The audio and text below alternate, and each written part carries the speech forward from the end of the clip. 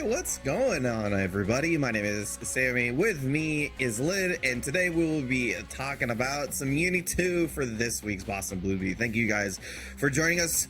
It's gonna be a wonderful day because the bracket is huge and the names are awesome, and I think it's just gonna be another wonderful day for UNI2.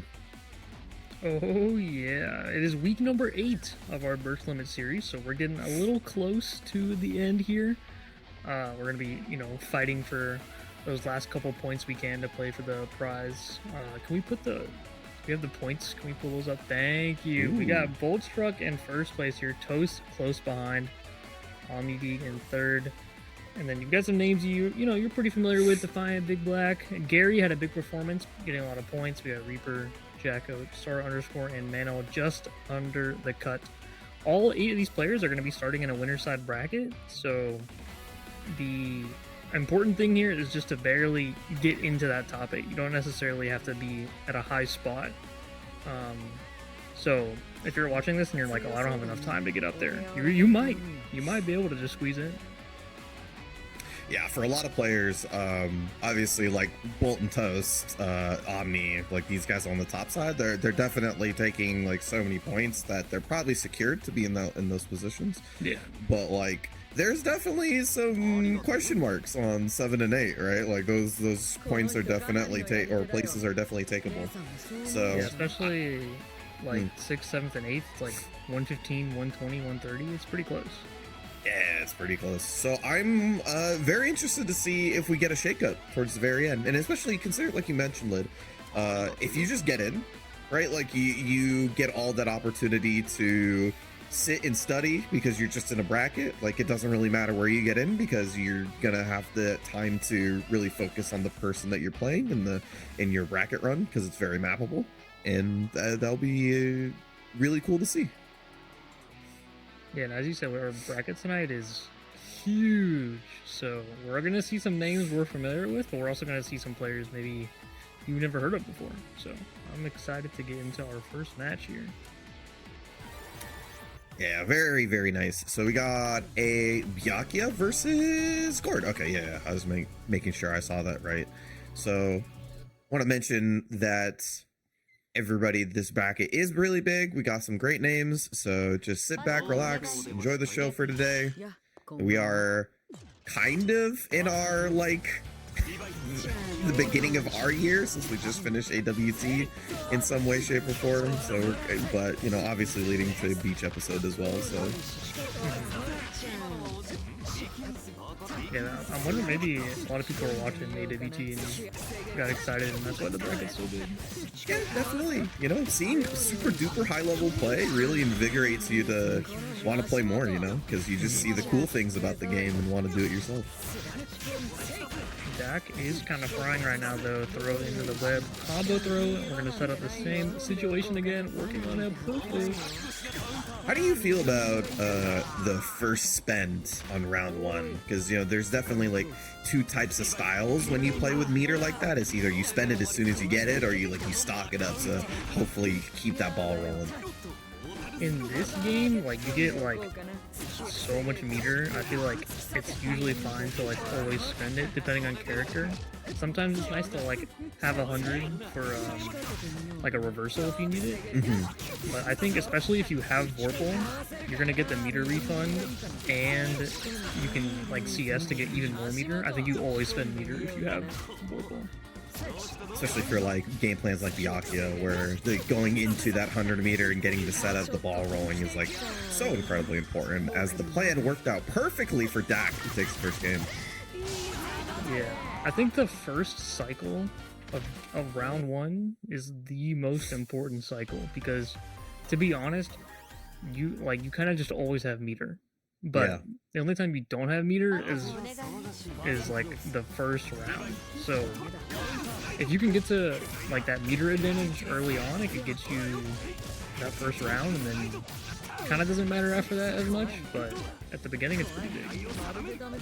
See if it can matter. Not getting a full punish on that, but does get the follow-up afterwards. Cycle does go into Rider, as you mentioned before. It does have all of that meter stocked up, and gonna use this CSM for a good knockdown. And then you got a block against Gordeau. Pretty scary. Oh, what a 3D. Got rolled out of the corner. The situation's completely flipped now. Stack going to be able to go into the super themselves and start that game plan. This was pretty much lights out in game one, so we'll see if we can get some defense going, but no. Ryder gets opened up by the meaty this time. And we go into it again. Yeah, I like the patience there. 200 meter, right? So there's a lot of options that Gordeau had to offer in that position and just showed the meaty, so you'd expect a reversal or something like that, but the patience from D.A.C closes it out.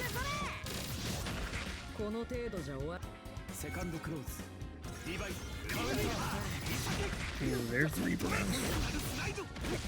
I gotta represent it at some point, right? Earns him a lot of space with meter behind it. It's not too scary, but D.A.C's still able to find the hit afterwards. And as you were mentioning before, getting that cycle is so important, especially when you're getting that ball rolling. Gets the cycle for D.A.C, has that first setup, and gets the throw this time. Yeah, D.A.C has been landing a lot of these throws, but it is really scary to try and tech.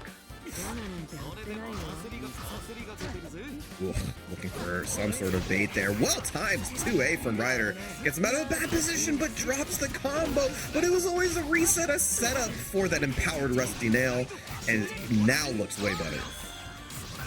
I'm not gonna kill, but does put you into fan grab range, which is pretty nice. Oh no, no confirm off the 5B. Oh no, the trade! Not like this. Oh god, it's not gonna be enough though, and the 2A mash on Wake Up saves Ryder's game. Yeah, Gord 2A actually is really good. One of the reasons it's not a low is like low 2A there would whiff, but 2A is so high. Hits high up, great hitbox, goes very far forward, extremely good tool for him. But D.A.C pretty much had the game in hand, but Ryder with a good 2A got out last time. We'll see if he gets another opportunity. Uses that CS mitigating some of the pressure that you get from the net setup and finds the time to get that Grim Reaper out to clear everything else. Into the classic Salt strike throw situation, and then the classic Byakuya situation. Time to play the game. Oi, a little shimmy worked out that time. Second time he's shown it. First time it didn't work, and the second time it might actually close out the game, or at least get very close to it.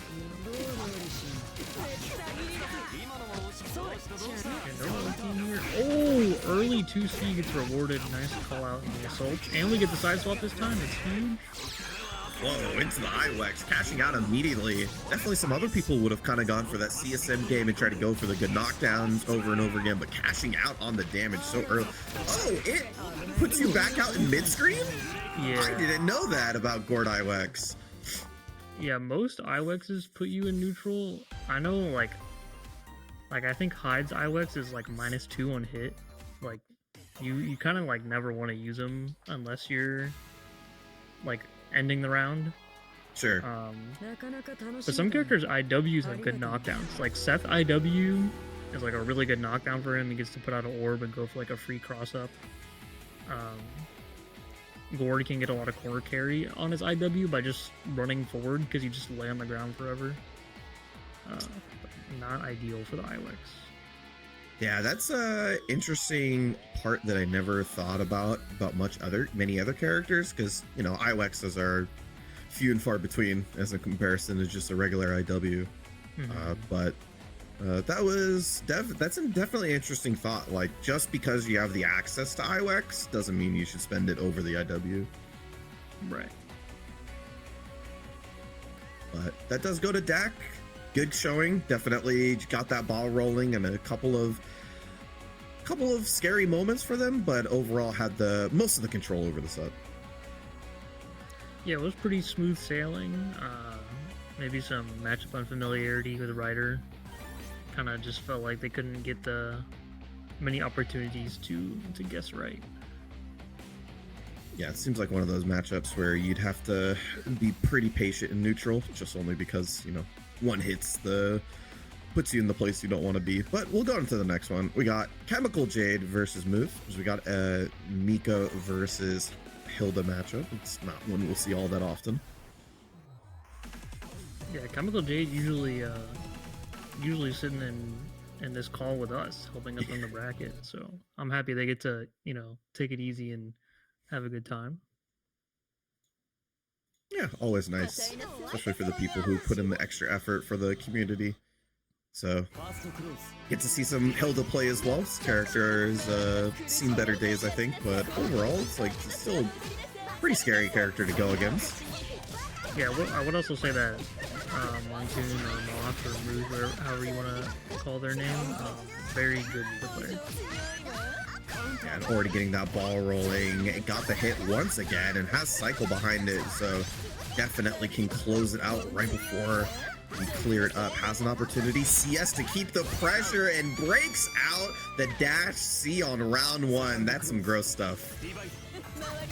Yeah, this is one of those characters where like she's like it's probably true that she's not that strong, but like if you started with UNI2, like how much have you really fought against her? And she has so many knowledge checks that you can really just get snowballed. Yeah, and on top of which, like, she just has, with the increased meter in the game, like, she just has a lot of ways to constantly force her position. Oh, got the super command grab, but that's gonna be it. Montoon takes the first game, and as you mentioned before, Leo just has the ability to just kind of steamroll the opponent with a moment's opportunity. Yeah, like you said about the meter, like one of her best tools is doing the tornado into EX missile, but now with the increased meter gain, she has so many opportunities to do that. Oh, more time with the grid break. That's been a big issue for Jade. Unfortunately, it's made it really difficult to defend, and once again got the mix to work out. What is this? Oh my god. Yeah, just never finding that moment of stabilization. Unfortunately, Jade's not getting that neutral setup going for them. Yeah, they're immediately thinking about trying to intercept rather than try to set up the Hilda game.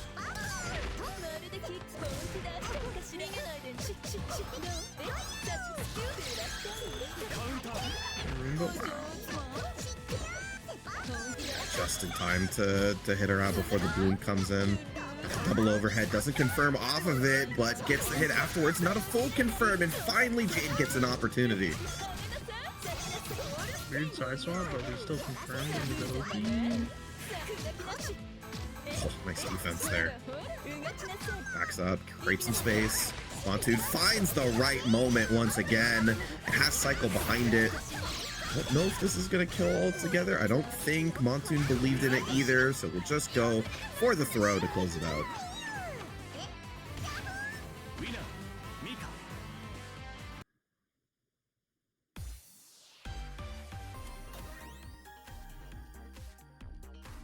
Yeah, tough stuff. It's, you know, like you were mentioning before, on top of which, you know, in general, just like even throughout the lifespan of Uni, Mika's kind of been an underpicked character. Strength outside of that statement, just like character just doesn't see the light of day all that much.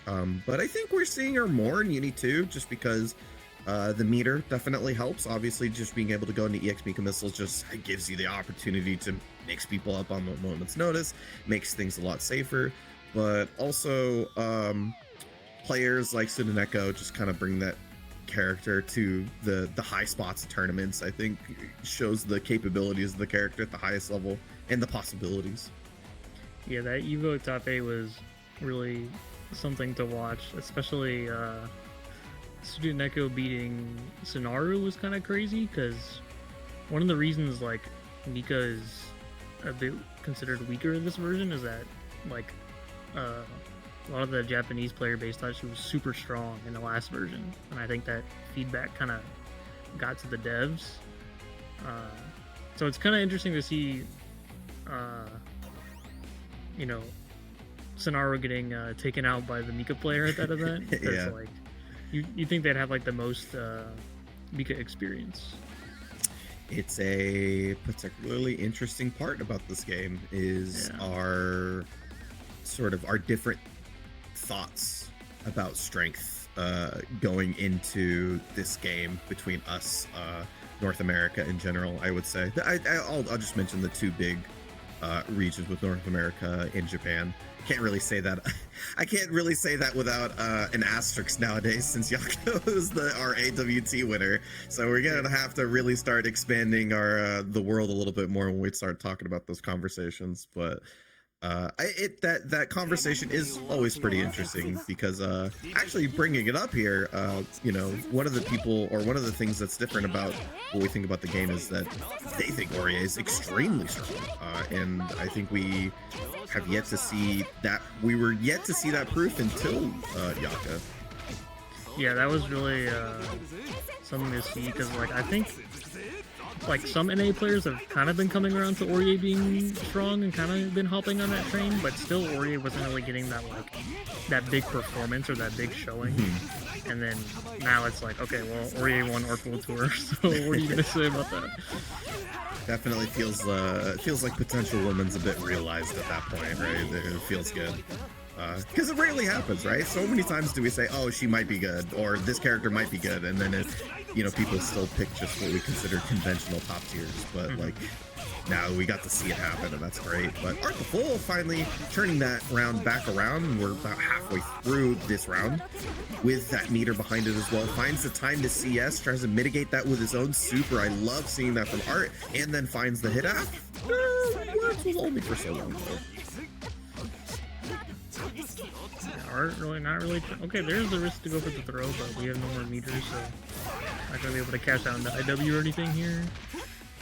Yeah, one more opportunity, and the volatility of the meter from Mr.B and the cycle as well. Change shift in neutral, just trying to see what's up. Oh, nice tech into the crouching medium kick. Yeah. Good closeout, super. Very interesting to see Art kind of play pretty comfortably at a meter deficit so far, like multiple times, just spending that meter before Mr.B, despite the one holding 200 most of the time.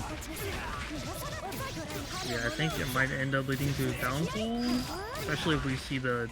Okay, no, I'm not going to go for the 2-2C. Having meter is definitely nice as Gordeau, because that's where all of his reversals are. Yeah, character kind of operates around having a super for almost literally everything. Nice side switch, doesn't get the forward jump, I think is what they wanted, but nonetheless, has the positioning here. Art once again stabilizing the situation with the air super. Yeah, that TK J2360 is the only way he can beat Orie A thrust there. So I like that Art is going for that and kind of just letting Mr.B know, like, I know how this matchup works. Yeah, see if that comes out into play. Sometimes the interesting parts of Uni ends up being like where you can get a little bit greedy there and maybe save that 100 meter for a different situation. But Art just run up throw using that great acceleration. Doesn't get the combo. The veil off return from Mr.B. Does have 200 meter, finds the throw into the corner. Set up. See if he can find the hit. Nice little stagger pressure, but Art doesn't bite. Oh. Sometimes when you flash shields and that you don't get grid broken, you're like, oh, I should have texted anyway. Yeah. Oof. Very unlucky, but does block out a lot of it, so honestly mitigated that grid break quite well. And has that 100 meter. See if we can get anything started. So I like Art being patient. Nice 2B. I like Art being patient with no, this side swap. Oh no, not like this. Mr.B. Get the setup. Yeah, very nice. Does have cycle and wake up though. Holds it. Ooh, nice. I love that delay 2C for Mr.B there. Thinking about that CS on wake up and just delaying the option a little bit longer.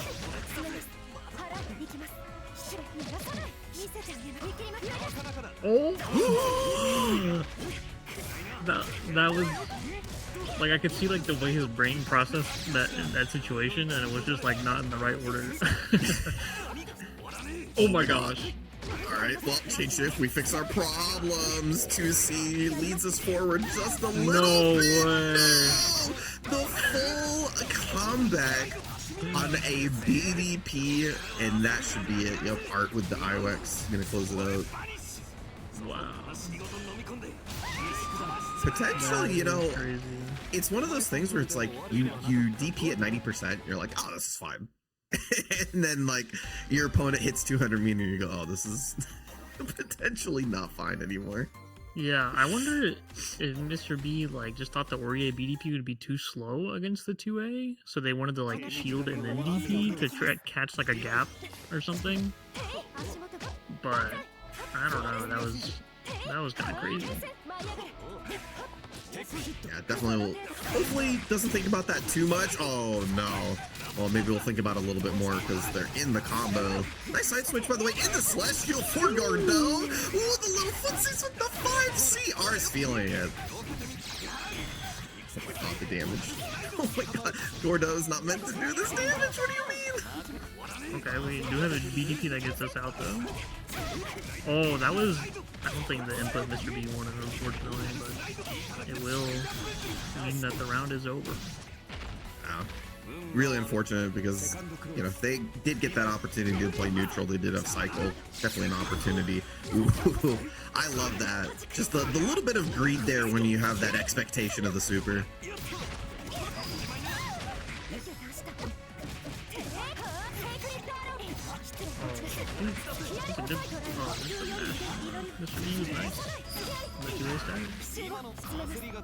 Smart steer towards the corner here.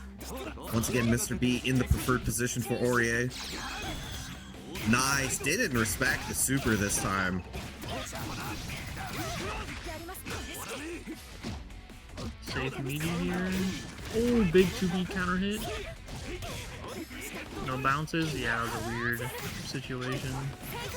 Yeah, very unfortunate. Now Art's sitting on that 200 meter. Though you do have Gord's reversal options, but Mr.B now playing on that immediate timing instead. Nice.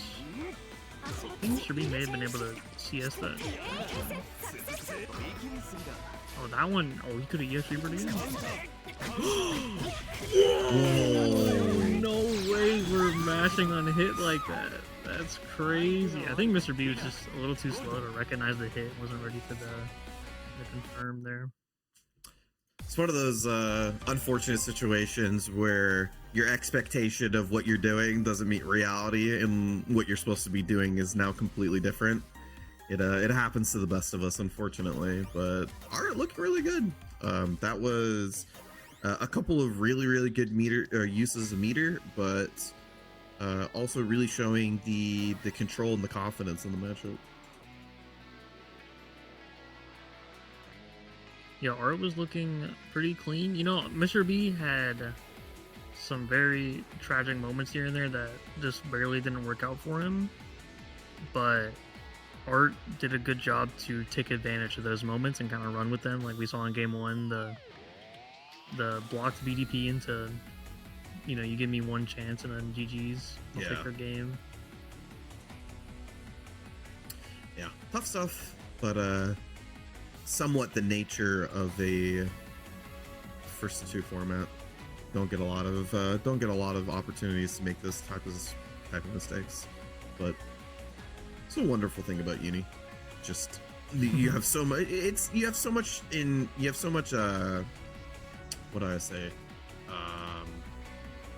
You have so much agency over yourself that, like, you know, that's why DPs are very strong in this game. Yeah, as I've swapped to characters that don't have meterless DPs since I started playing, I'm like, you know, it sucks.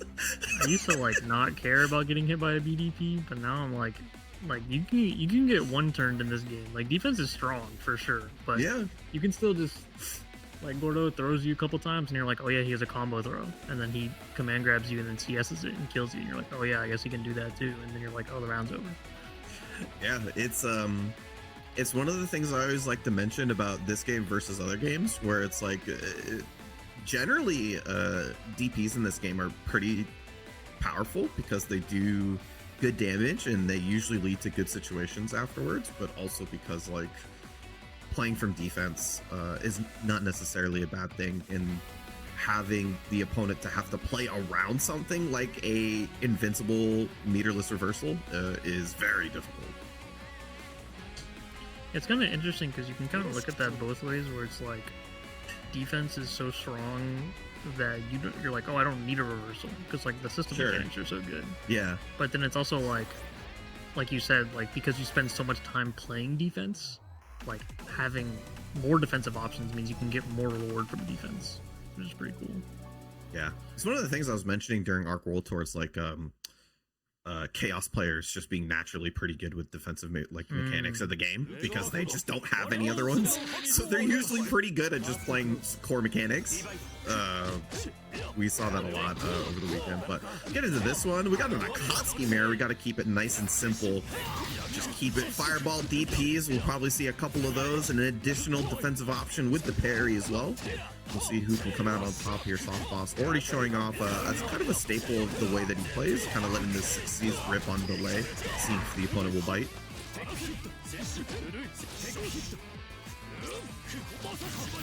Nice patience on the baiting the chain shift, but situation afterwards didn't really work out. We're also seeing another difference as SauceBoss way more willing to approach the neutral with jump 6C rather than just kind of dash walking.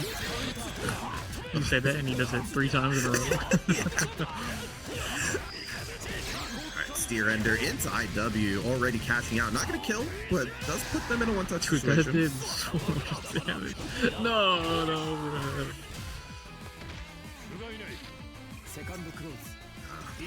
Online 6Bs.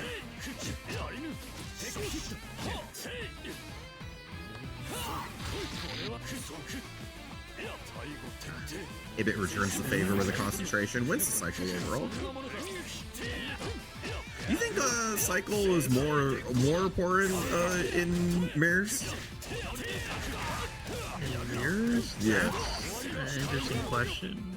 I don't know if that changes anything actually. Like if it's a mirror, I think it's just kind of like how important CS is for your character. So I guess it depends. Like it would just make it more volatile. I think. Like for Gord, having Vorpal is really strong for him. Right. So I think whichever Gord wins the cycle is at a pretty big advantage. But in this matchup, like I don't know. That's an interesting consideration I didn't think about, is how much the Vorpal trait matters to the matchup. Yeah, knockdown. SauceBoss once again doesn't go for the fireball setup, just backs up afterwards and creates that jump 6C space.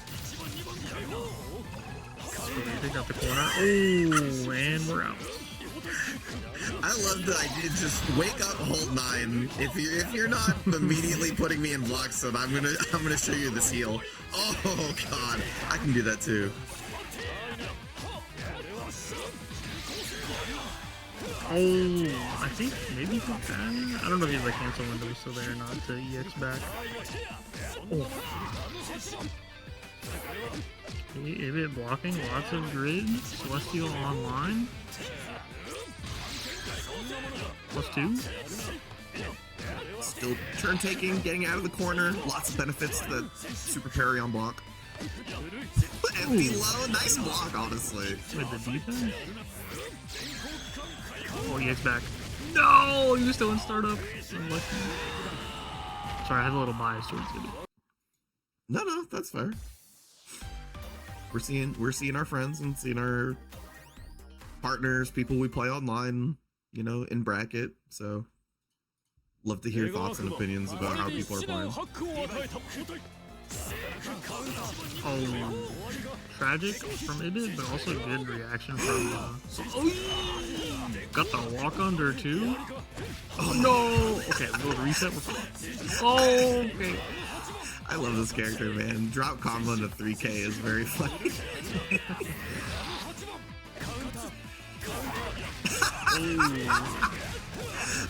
Just did it 1 frame earlier and got away with it. Oh god.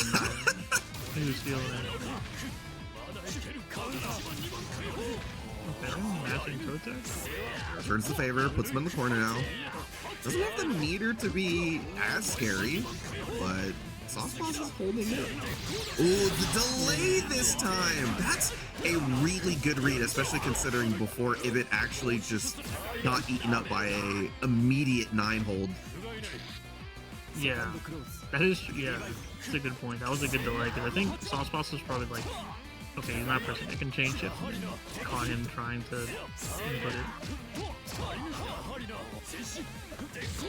Double jump out of the corner, very nice, jumps over the fireball, a taste of his own medicine.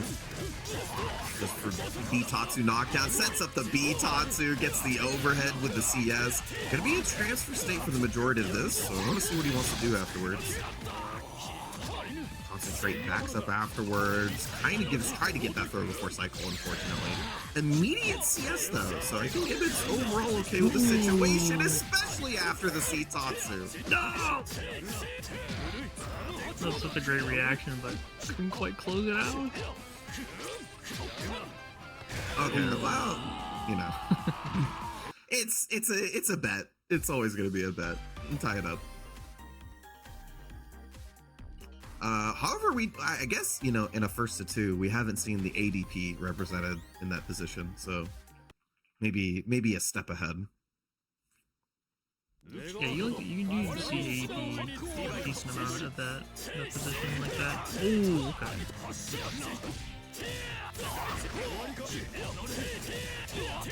Oh, what? Got hit by 2 combos. We're already at 50%. The neutral jump 6C hits for the 3rd combo. This one wins cycle on top of which Orie's sitting in a healthy position to wake up 2A. What an option. Doesn't go for the side switch combo, just goes for damage. Trying to carry to the other side. Oh yeah, he has fireball. So hard to contest. Yeah, finds that space, just creates a plus frame situation. Got hit by it that time, but that's why it's so good.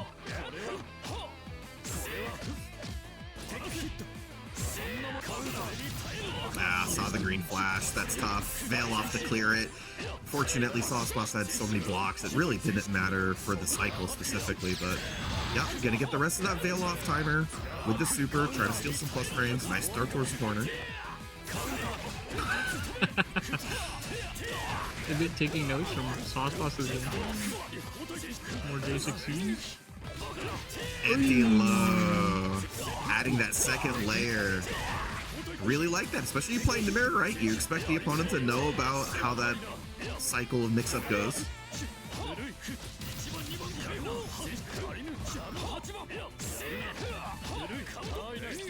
Okay, we blocked overhead this time. Good blocking, we're gonna be rewarded with the cycle. Never mind, it's instantly gone. Oh no. Oh, that was such a good timing from SauceBoss, but didn't get the combo. Oh my goodness. Was that partial charge Tatsu? I'm not quite sure, honestly, but for Ibbit on the challenge with the 2A afterwards, kind of recognize a previous Tatsu situation where SauceBoss didn't react perfectly to it, so I really like that. He's iterating on his own game plan extremely well.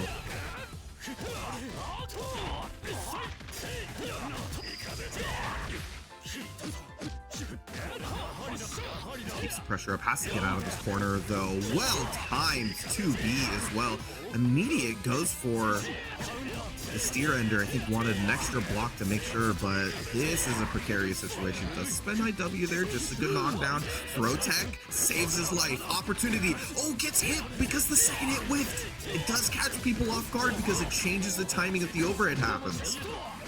Recognition from Ibbit there too to not EX, so you go in the cycle. Oh, goes for the overhead this time on the mix-up. Potential guess for game situation. You can take a throw here, but one good hit could be the round. Oh, yo, the dash up first before the jump 6C. Very, very nice. Ibbit with the turnaround on the final round and closes it out. Yeah, he kind of just got hit by the raw soul. TBH, but it was a tense moment, so stuff like that'll definitely open you up. But nicely done by Ibbit. That was very, very close set, very close 2-1. That was really interesting because I think I saw 2 different kind of theories of how to play, because I think SauceBoss is very adamant about his game plan, while Ibbit was definitely changing up how he was approaching quite a bit, and both work, right? Both are very, very strong in tournament play because you only have a first to two. It's all just about enacting the game plan properly. Yeah, it really came down to the wire. I don't know if I would say who would take the set in another if they were to run it back, but we've got the Ibbit fans in the chat, so surely that was the difference maker. That's what you heard it here, folks. Putting your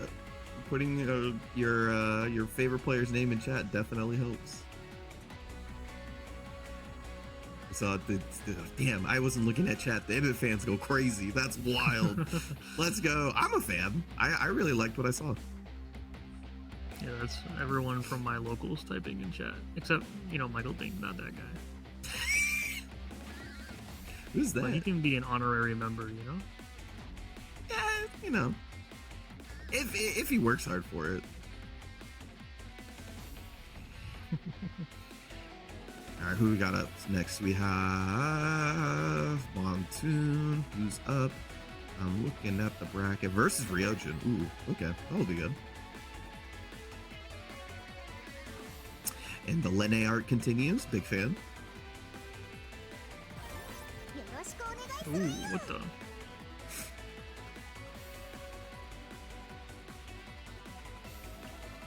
I mean, it's a really interesting character for Riojin because I don't know if this has changed. I don't know how much time he's had on the character, but the way that I watched him previously on another Boston Blue Beat where he played,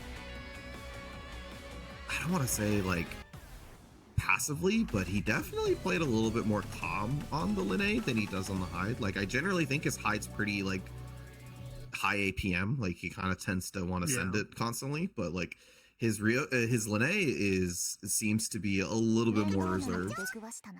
I've never seen his Linne, so I'm excited to see. Which is really interesting because I think this character is like so good at sending it. Like she has so many tools that make it so scary to press buttons. I can definitely tell he's trying to play Hyde because he did like 2T no cancel, which is like a terrible option on the net. But as Hyde, it's not bad. Montoon finds the way in, though. We saw what this meant before in a previous set with Montoon on stream. Just gets the ball rolling and doesn't let it go. Has to do something like a BDP to mitigate some of the damage. But Riojin gets out, immediate CS, returns the favor with the veil off, finds the overhead, immediate IW. It's gonna be good damage still. So the knockdown from Linne IW is like 100 frames or some nonsense, man. It's so long. Yeah, it's actually kind of crazy because it the IW will freeze the grid timer but still let Linne move, so you can concentrate like 2 blocks of grid and the grid timer won't move. It's like you can really scam the cycle. It's so weird. It's extremely powerful. I've definitely seen like the opportunity for just like running people halfway across the screen into the corner. Montoon finds another hit here. Doesn't have the meter behind all of this though, so cycle definitely the consideration here. Gets it and returns the favor. Riojin throwing Montoon into the corner. Nice block on the overhead.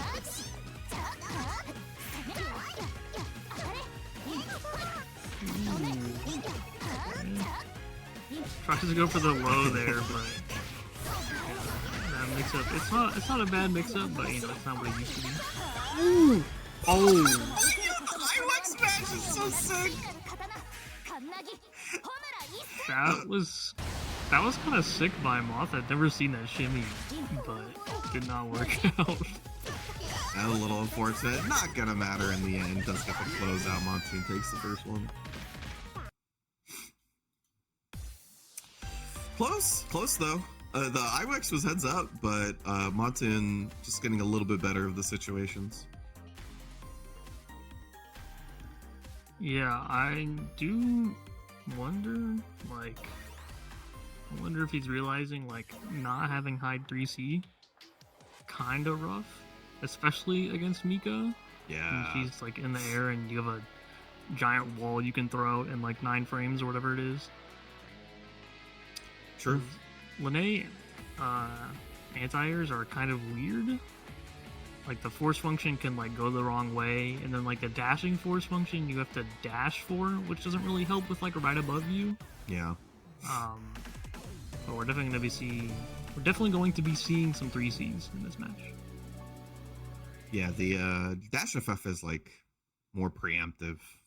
You know, it's like kind of you expect them to be in a certain area, but also like if you're a certain distance from the opponent, it's kind of mitigated to some degree. But you know what always works? A nice BDP that reaches the sky. That will always work.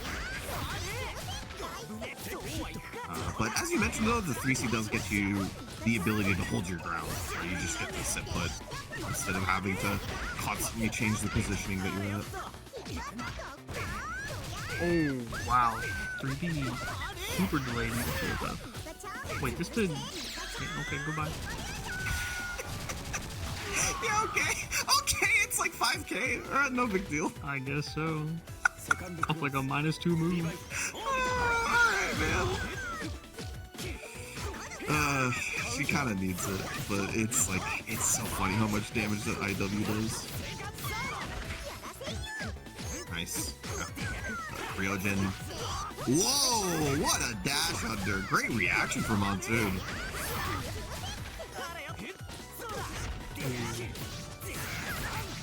Montoon trying to bait the like a GP there. Here's with a dash up throw, a little back throw to steal the game. Yeah. Citatsu guaranteed cycle for Riojin. That's extremely nice. Being able to have a little bit more control before the meter kicks in. Ooh, beats the B follow-up. Very nice. That was very close because that was going to do a lot of damage too. Forces the situation with a plus fame follow-up. Tries to do the same. No, gets the cross up to hit. Has 100 meter behind this. Is this going to be enough? No, not quite. Doesn't believe it in themselves. Montoon trying to close it out and gets the grid break with a great read. Good stuff. Montoon takes it 2-0. So evil. It's like 2 frames into the tornado. You cancel into EX grab. It's terrifying. That's... Montoon's looking really good. Like, every time he gets the hit, it's like, oh, it feels like it's GG's. Yeah, pretty strong player, and they've been playing for quite a while now, and I can definitely see the improvement. Yeah, I mean, that's the game plan with the character, right? You don't want to play neutral more than once. Yeah, there's a couple of characters like, it's like Mika, like Tsurugi, Wald. It's like you just don't get to press the shield button.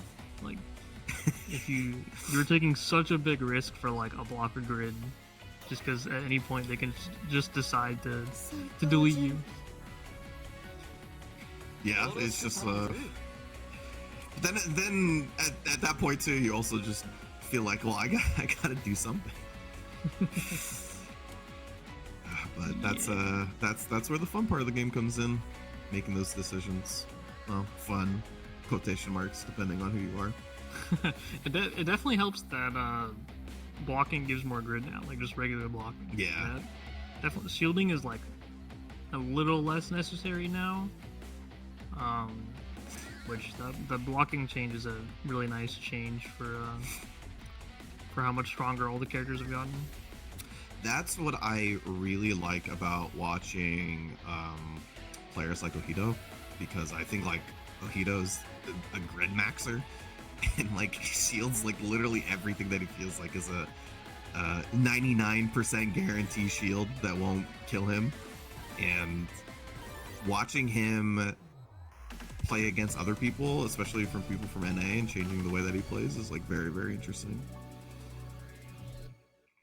Yeah, it's also funny, you see like we would call them like cycle simps, who are just like slamming the D button the entire round. And you're like, okay. It's like they're either slamming D or mashing. And you're like, okay, there's no in between. Alright, get into this one though. We got Art versus ISO. Let's see how this one goes down, as Art's already in the preferred range for Gordeau in this matchup. Well, I spoke too soon. I don't know if I'm familiar with ISO, but I mean, S+1 doing gem loops, like, you got it down. CS that time, 6 dash FF, sends it, goes to back into the corner.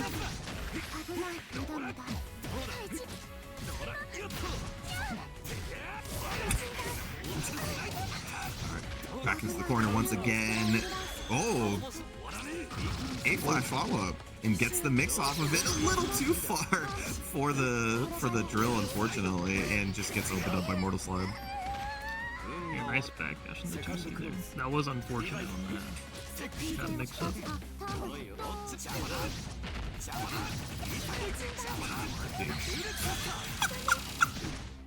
This combo is so funny. Oh no, a little too slow, but still kind of get a punish.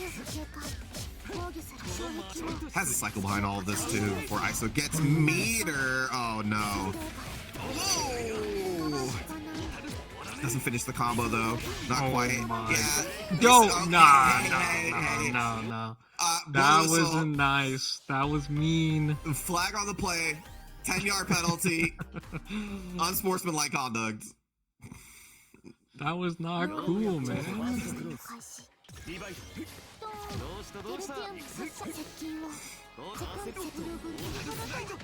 Oh, once again, really nice backdash into a strong spacing for Mortal Slide as a punish. Oh, nice shield on the JD.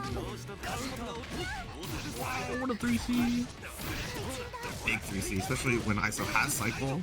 And waste a little bit of that timer. A lot of respect on the wake up too because of it, so very nice. Art not getting overzealous despite having that previous round. Nice jump over JC to get out of the corner.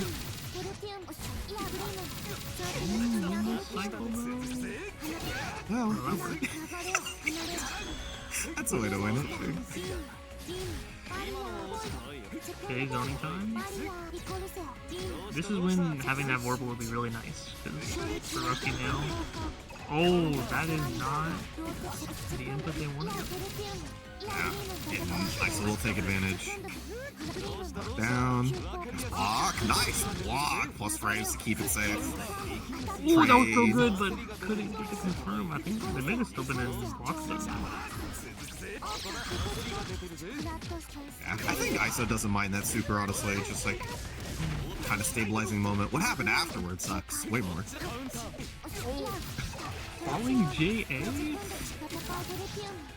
Got him off guard. Oh no! No, not like this.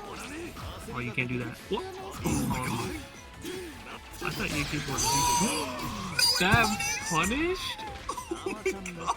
Oh no, they did something else after, I think. Okay. I think I must have caught, maybe they tried a flash kick and they messed it up or something. Oh, maybe. Nice Tira.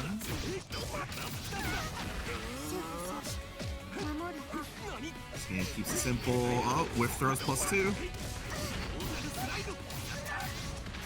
Nice. Ooh, reversal throw into the corner though. Wait a minute.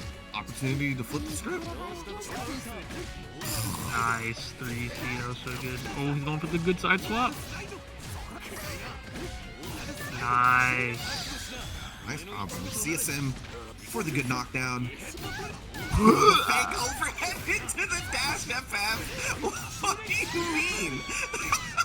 That was evil. That was evil. That one's valid though. Like that one is a mix-up, but like the triple reset overhead thing, I don't know about that one. That was a very confident game from Art, who's looking good. Moves on. Yeah, Art's definitely a good player, but I don't know if I've seen like the confidence like this before. They're looking pretty good. You don't 6B somebody reset 3 times and then be like, my bad. What do you mean? Bro said oops. Oh, hand slipped. My bad. He said tee hee. I used to do that as a soccer player when I was younger, man. I'd hit somebody as hard as possible, then I'd pick them back up so I wouldn't get a yellow. That's crazy. I was a psycho when I played. You were a menace. Holy. Yeah, because I was small, so I had to tell everybody that I wasn't like. So I was very lightweight until I got into like my adult years. So I had to like tell everybody that this wasn't going to be an easy game. So I definitely had the type of coach who was like, "Yeah, you should tell them who's boss. Just first play, it doesn't matter. Just hit them as hard as possible. You won't get a yellow the first play. It's fine."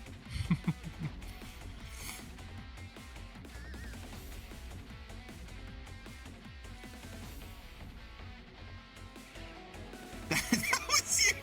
Yeah, my bad. I mellowed out over the years. I was definitely very aggro as a player, which is very funny considering that like I was definitely more of a pass-oriented defensive player offensively, but defensively I was like very, very, very mean. I mean, that sounds like the defense. Like, what can I say? Yeah, listen, I got told that the best way to play defense is to just not have the person in front of you to have the ball.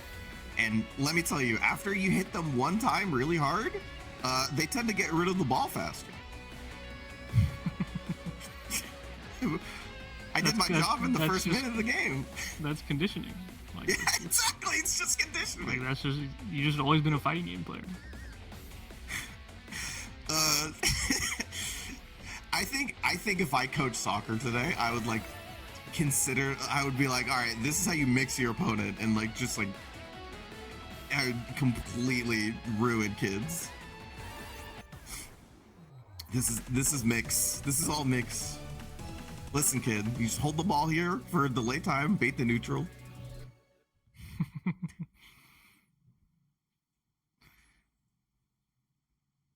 Alright, how much neutral can you bait, NegaReaper? Because we're playing against Phonon, and she has a very nice full screen low that makes your life miserable.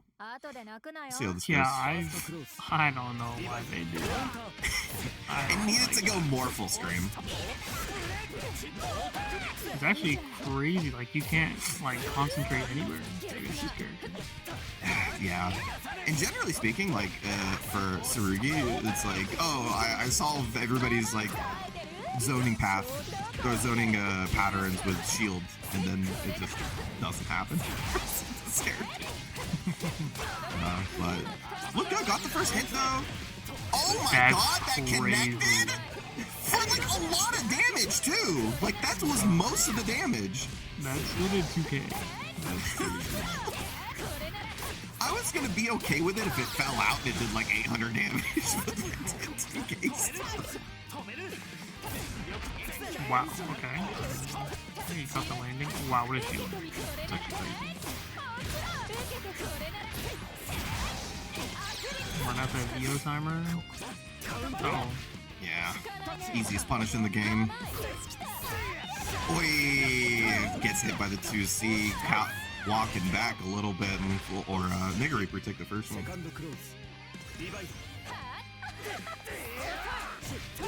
Oh no, he didn't even block it, I don't think.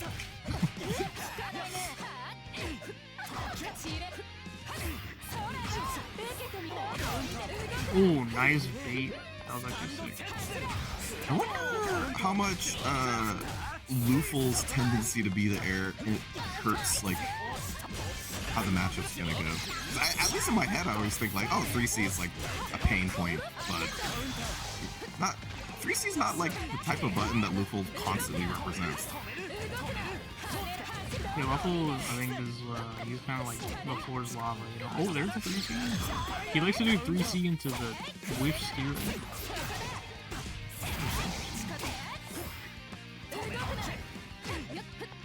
Has him in the corner though. Oh, nice reaction. NegaReaper's had some really good VO reactions. in this so far.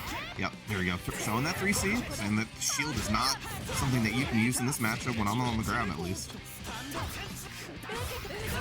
There's...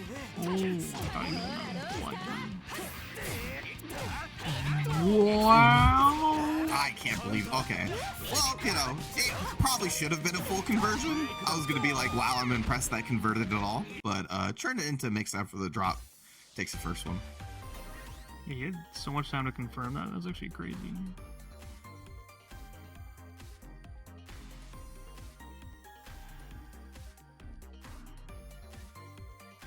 Yeah, so far so good. I think for NegaReaper, I really do like the reaction VOs a lot of the time. It's very simple. Obviously with this character, it's like very nice to be able to run forward afterwards and nearly guarantee cycle. Oh, okay. That's somewhat unexpected. He's just gonna go back. I played the... Okay, he got me. He got me. He loves to just go on Carmine and then swap back as like a jump as like a tease. But well, he got me. Oh, the crowd is not happy about the Carmine choice. Oh, brother. Oh, no. Well, you know, I'll tell you how it goes in about 10 seconds. Oh, God. Yeah, I mean, let's see if we even get an opportunity to play the game here, because, you know, as you mentioned before, that first cycle, so important. Whoa, wait a minute. Alright, well, let's go. Oh, no! I was gonna be like, alright, there's a chance, but, you know, you had your opportunity. You dropped the combo, unfortunately, so NegaReaper's gonna take advantage.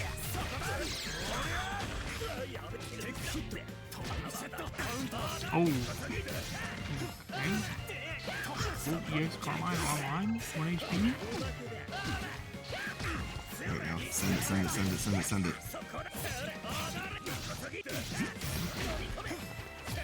Okay. Well, I mean, you know. He's really wants to win with his dive kick. Oh. Do it again. Do it again.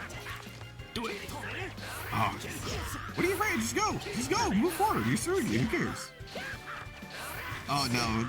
You are not waiting out this whole timer. Oh, now we're at a draw. That'd be really funny, though. I mean, like, I'm down, I guess. Like... I used to do this in oh my god. Dude, that, are you kidding? Why does it hit so far? That punished the landing? No way. I feel like it goes half screen now. Like, it's crazy. Why does it go so far? I thought you were gonna 2-3-6 like maybe you're unblockable or like just take plus frames.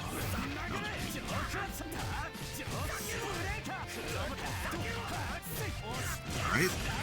Has the cycle behind this one. So you're gonna use that for the knockdown. Tries to return the favor with a reversal option, but doesn't get much space out of it. And after a very long game 2, round 1, we close it up pretty quickly. Good stuff to Reaper, looking pretty strong as usual. I'm seeing. I already thought that like Tsurugi CDP was kind of insane, and I feel like every time I see a new interaction, I'm like, oh, I should expect this, but I didn't. Yeah, he's pretty good at not blocking, is what I would say. He's very good at that. It's just like I've never seen a character just like control a literal half block of the screen like the way that he does. Like no further than that half block of the screen, but he controls it entirely. You were low-key scared that CDP would not hit on time. Well, I feel like you should have more belief in that move because it's insane. I mean, you believed in it enough. Yeah. The confidence in picking that option. Nah, cause like I feel like, yeah, cause I don't know, cause like I'm not gonna lie, if it didn't work, I would have been like, why would you do that? But like, but it was actually the right option, so like, I have to put some respect there. That's fighting games. That's just fighting games. There's a fine line between genius and stupidity. It's just, you know, the mix hits your genius. The mix doesn't hit your stupid. What can you do? Yeah, now we've got Ibbit versus Moth here. Okay. See if the Ibbit Nation can keep up the support. What the No! Nice conversion! Very cool. I love the corpse hop as well. It's a term I don't get to use often anymore. Corpse hops are like nearly dead across almost every other fighting game.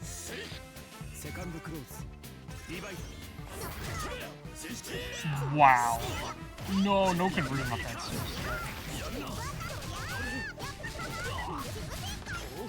Nice. Does have a 200 meter behind this. Keeps it calm. Very nice. I love the patience. I'm not sure about the air fireball from Ibbit, but well punished from Montoon. Ibbit tries to return the favor. Get out of the corner with the veil off. See what we can do here. Montoon probably just gonna block it out. Yeah, kind of hard to throw the tech there. Putting so much of your life on the line for every ball. Basically carries corner to corner. And after 4 throws, not too bad.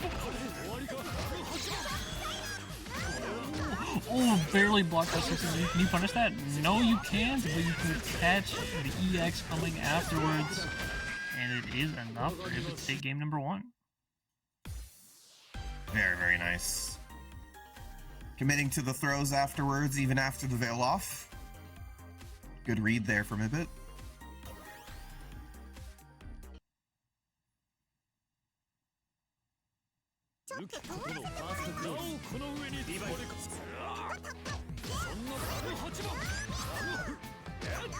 Oh, a little too slow. But yeah, Mika was in a lot of recovery there. Nice. Great response from Montoon. Reads the stagger pressure very well. Side switches as well. Win cycle. Already in a good position here in this game too.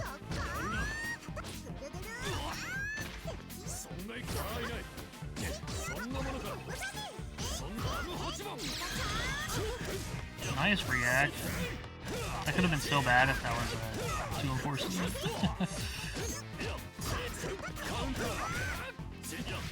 Oh wow, kind of weird timing, but fine the counter hit.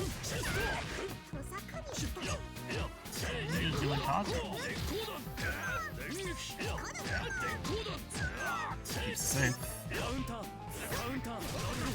What? Why did you confirm that? Oh, what? Why did you punish with 6B?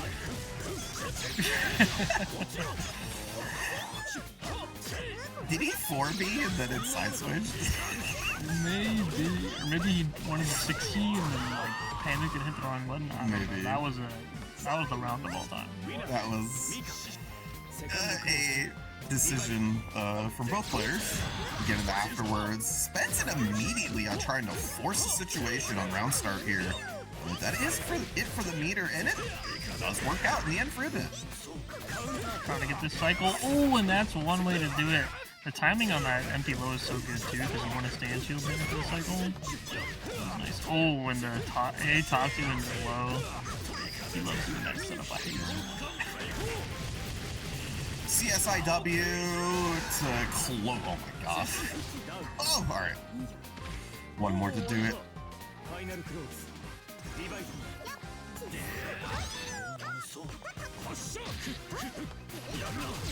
Oh, nice catch on the jump there. Yeah, I like the read there from Montoon. Very, would be very surprising if he did get more aggressive in that position. Montoon with a great read. Okay, use the DP, then you get punished. Nice shield on the missile.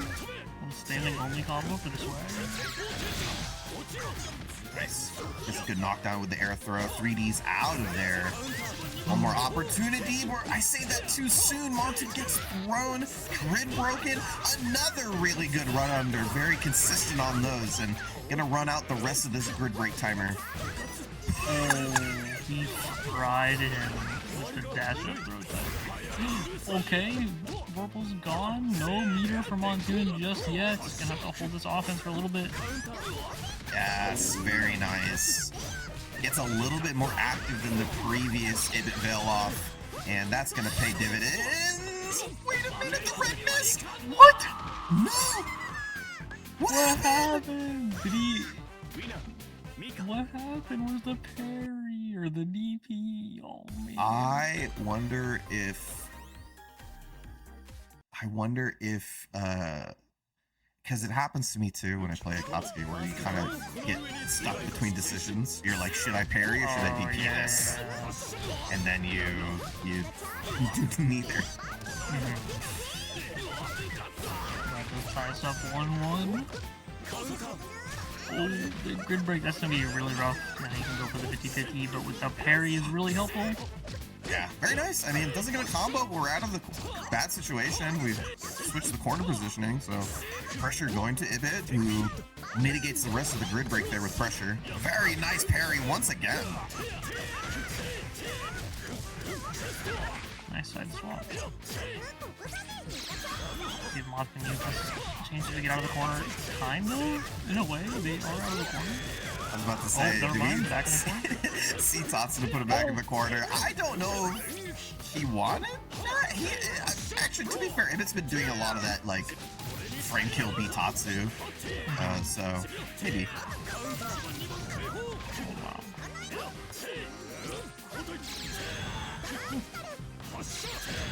Ooh, just an empty landing for Moth, not trying to get too crazy with it. Mashes, yeah, gotta spend the EX for the confirm. Game point. Yeah, good stuff. Ibbit, one more opportunity. I think this is the second match point, nonetheless. Right, nice third attack. Fail off for Montoon. Uses the rest of it with guard thrust. I like that quite a bit. Has been getting hit by that delay though. The delay 2C has been hit Montoon more than once now. It's not a lot of damage, but it's something to worry about. Oh, TIW. 3.8 afterwards because the grid break. Oh! Did we mean to send it or? Unfortunate combo drop, I think. Fail off, back into the corner. Oh, Montoon will be happy with that as they get to keep pressure into the corner. That's it for everybody's meter. We drop the combo and it comes down with the AC 130, immediately putting pressure back into Montoon. CS keeps the pressure up, has all of this meter behind it too. Super pulse frames. One more time. Oh my god! The moment Ibbit lets off the gas pedal, Montoon finds the hit. Oh my gosh, he just goes for the parry on the neutral CS. He has EX, isn't enough, it's barely enough. That was the most insane round for Ibbit to take the set 2-1. I can't believe he took it like that, specifically. I felt like we were like as the set went on, we just got like more and more insane. Like it started off pretty tame, and then it was like, okay, that round was crazy, and then that one was just, yeah. I don't even know. Oh, that was a crazy game, but it does mean Ibbit, I believe, hold on, where is the thing that has my bracket on there? Yes, that does mean Ibbit has made it to the top 8 winner side. Big dubs. Yeah, Ibbit playing pretty good tonight. I want to say this is his best placement, like in an online tournament before, even before the bracket's over. So very nice stuff to him. Excited to see him continue playing. Yeah, looks good so far. And going to be playing Art in the other side of this winner's finals. We'll bring you the first one though. Got Toast versus NegaReaper coming up. Oh no, this is. Wait, is it? Have I spoken too soon? No, I'm right. No, I think you're good. But we do have to talk about some other things first. And I do want to let you guys know you are watching BlazBlue Beat's very own Burst Limit series. This is week number 8 out of 10 of a points battle ranking system where after the 10 weeks, the players with the most points, those 8 players, will play in a final bracket for a trip to BlazBlue Beat's very own offline regional event called Beach Episode, where travel, hotel room, and event registration will be fully covered. That'll be happening in a couple months here now, July 18th to 19th over in Massachusetts. We've got all these main games on screen right now. We've also announced a little week or two ago our side games. So there is a lot of gaming going around. If you are interested in coming out to the event or even just watching, be sure to tune in on these days. Head on over to that link, star.gt/beach, to get some more information. Yeah, but that's not all. Obviously, BlazBlue is holding it down on the offlines as well. So if you like what we're bringing to the table, we can always have a couple more games for you, including Sailor Moon, Rev 2, Strive, Rising, and back. So it's not just the games that we play online each and every week, it's also the offlines. The next one's going to be April 18th. And if you're in the area, definitely check it out. One of the more fun ones, I think. I've seen a lot of people have a lot of fun at BlazBlue Beat. I wish I could go. Yeah, there is also another event happening called Wave Dash at Arcadia! !Wave Dash in the chat for more information. But this event is happening over in Portland, which, you know, maybe not the biggest fighting game scene. Portland, Maine, specifically. Portland, Maine, specifically. So be sure to check out that event when you can. Let me get the link in the chat.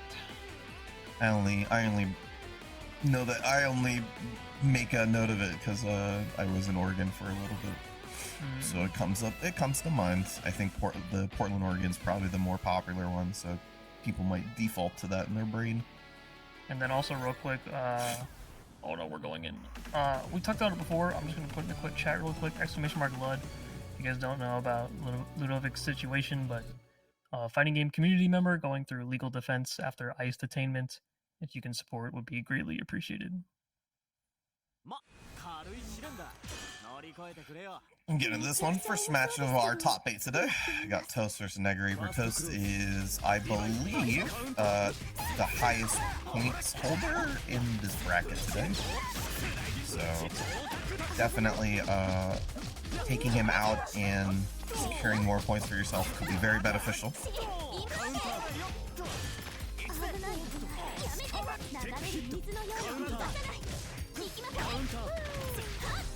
This is a matchup I feel like would not be good for Tsurugi on paper. Yeah, right. It feels like it has to be frustrating, I think, is the way that I would put it. Yeah, I mean, I just think of like Uzuki and I'm like, yeah, I never press force function.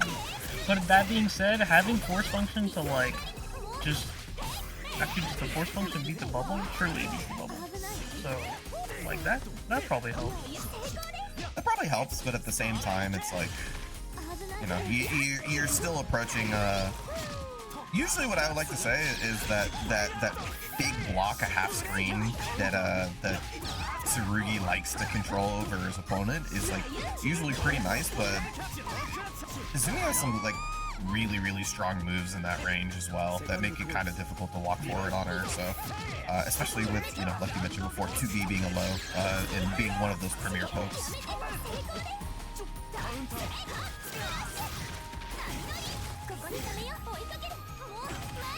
Side swap action here. Oh. Not exactly. See us there. Okay, we go for the A-Rekka there. You can, if you shield that 660 and blast it, you can DP there. Izumi cannot do anything about it.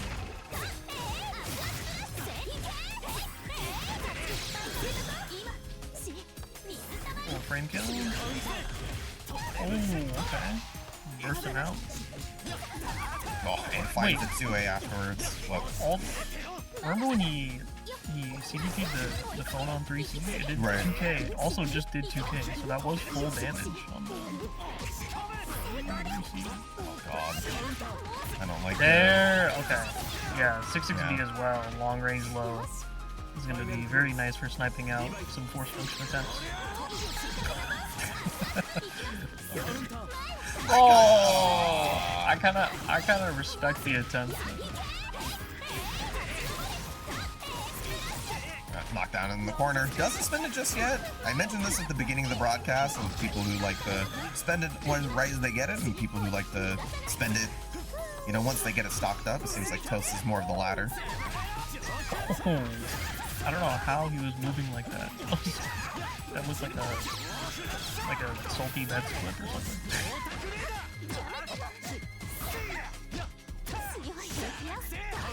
Good block on the red, he tried to do it again. Good mash from Toast, he's not gonna let that happen. Tried to overextend just a little bit. Toast will take advantage, and looking at a healthy position, especially after the grid cycle, goes into their favor. Oh. I mean, you got rid of the bubble.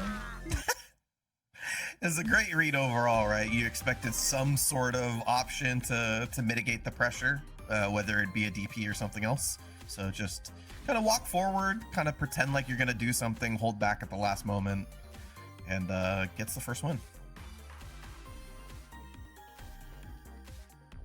It's definitely important. Sorry, go for it. I was going to say thank you, Issei, for the raid. Hope the Linne treated you well. It's definitely important, like when you're playing against good players, to give them false positives. Doing something like you don't just hold back in that position, but you run forward full deck, so you can scare them into doing something, because they're usually good players tend to switch their focus very well. That was kind of a crazy punish on that 2D. The Tsurugi increased 2C, it's so much range. Yeah, it's just like kind of that extra factor with the character, especially because you're generally like kind of wanting to hold back versus him and get out of bad situations, but then just catches you with that increased 2C. Nice response though from Toast. Doesn't quite get the combo, but spaced out perfectly for a 2A.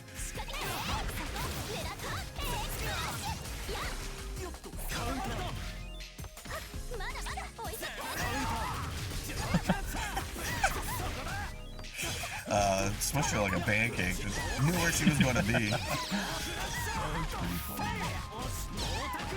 Smart of long combo.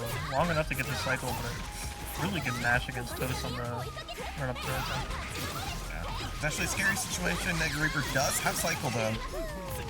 Just goes for the C-Rekka follow-up, or sorry, the C-Rekka to get the damage and push towards the corner rather than trying to go for any sort of setup there. Oh, big VO. Okay, that's one way to cash it out. Full combo on IDB.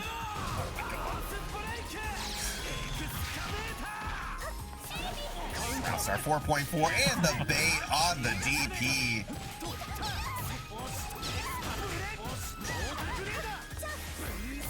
Oh, with 3D still works out. And now we get to run we got 200 meters. We got the bubble set up. Wow, I'm surprised he went for the 2A there. Tried to CS to mitigate some of the pressure there, but unfortunately didn't get him out of a bad situation. Tried to respond to the CDP. No go, but one more opportunity here. Oh, okay. Tried to burst out with maybe... I don't know, actually. 236C, 214C, I don't know, but wasn't quick enough. Good meaty from Toast there to take the set. I'd assume it's C-Piler. But, like, that's the fast option, but I don't know, the bubble there is like it's kind of right there, you know? Because you have to delete the EX bubble, you have to use a projectile deleting move in order to delete it. The regular bubble, you can just hit. Wait, no, that was the regular bubble. Wait, no, I get it now. Okay. Yeah, he just tried to 2-3-6C through it, and it would have worked, but that implies that Toast is trying to go for like a strike throw situation, so good on Toast for going for the meaty there. Yeah, great stuff. A lot of good reads from Toast, including a couple of really well-timed button pressing, mashing out of bad situations, and just overall kind of, I think, in the circle of decisions, got ahead of NegaReaper, and it was like kind of difficult to wrestle that back. Yeah, Toast is a very strong layer 1 player, and as you said, the reads, like blocking one Tsurugi normal and then like he mashed, and it was like mashing on the dash up throw attempt, like having that read down is like really important against Tsurugi. So we'll hit the other side of winners semifinals before we fall down to the other side of the bracket. We're gonna get Ibbit versus Art. This is Akatsuki versus Gordeau. A pretty common matchup, all things considered, but nonetheless a pretty interesting one in my opinion.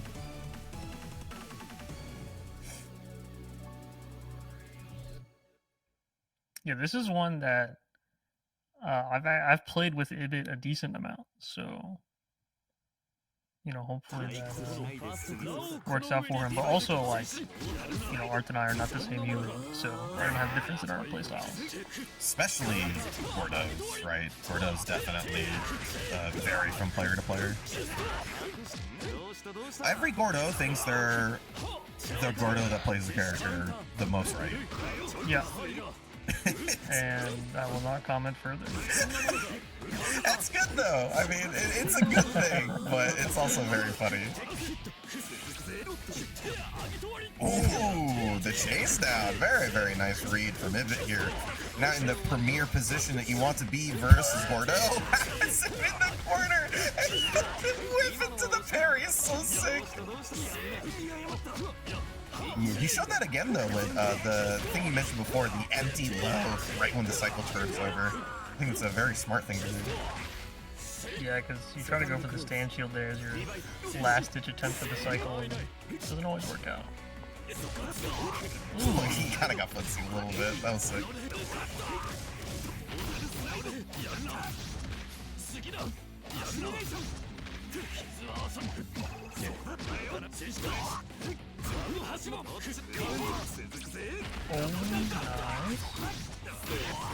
Yeah, a couple of whiff situations, hard to read in the moment, but when you're Akatsuki, those are definitely your moments to close gap or press a button at the right time.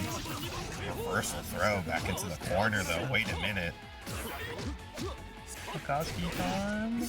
Oh, what a two. Okay. He did 2C, he was like, yeah, I don't need the rest. I'm like what? The plan was never to hit the 2C. It was like to leave, to get out of the corner. He's probably just shocked that it worked, to be honest. Nice fuzzy mash. Oh, a little too slow for the combo. Yeah, I didn't get all of it, but corner here. Once again, the unfortunate second hit with changing the timing of the overhead. Maybe send it with the NegaReaper. Okay, blocks from Ibbit. Ooh, that 5C spacing was really good, but... Oh, I think that was guard thrust. Maybe. Because, like, Vio is, like, way too far away. Makes a lot of sense, actually. Yeah. Oh, what the hell?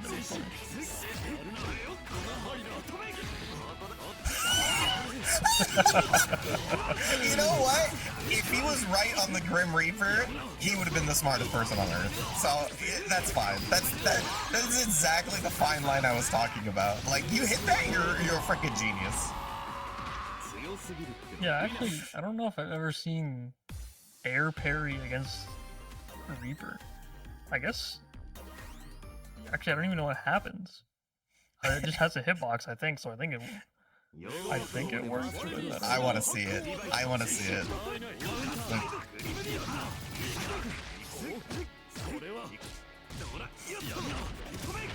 He still dies? Okay. He still dies. Well, it would be cool at least. Oh, that's Good offense from Art though. Keep things under control. Oh, you are dead. Where's this route? I was about to say, I feel like after the hit, like it did no damage, and I was like, yeah, it believed you, but I didn't see a world where we were getting there without spending a lot of meter. Nonetheless, we take the 200 going into set point. Oh no, no, I think he tried the dash block there, it looked like it. Maybe just got caught. That gives Art this cycle. Very good position for him. Oh, nah, he was doing something funky. He was looking for that Twitter clip. That's fine, I'm okay with that. You know what they say, you're only as good as your last Twitter clip. Oh, nice frame trap. We have the route here that should be the game. Don't even need to spend any meter. That is going to be enough for Art to take it 2-0. Good stuff. A pretty strong 2-0 there. Unfortunately, didn't feel like Ibbit gave himself a lot of opportunities to get his offense going, but Art also did have some pretty good moments themselves on the offensive side and made it difficult for Ibbit to turn it around. Yeah, I mean, Art has not dropped a game this tournament. Like, I've never seen him play like this clean. Is very nice. Even like we make fun of him for the 666B, but like you can tell he's very comfortable. We can make fun of him all he wants, but when you're right, you're right. And that's all you need to do. You just need to be right. Fighting games are easy. Just be right.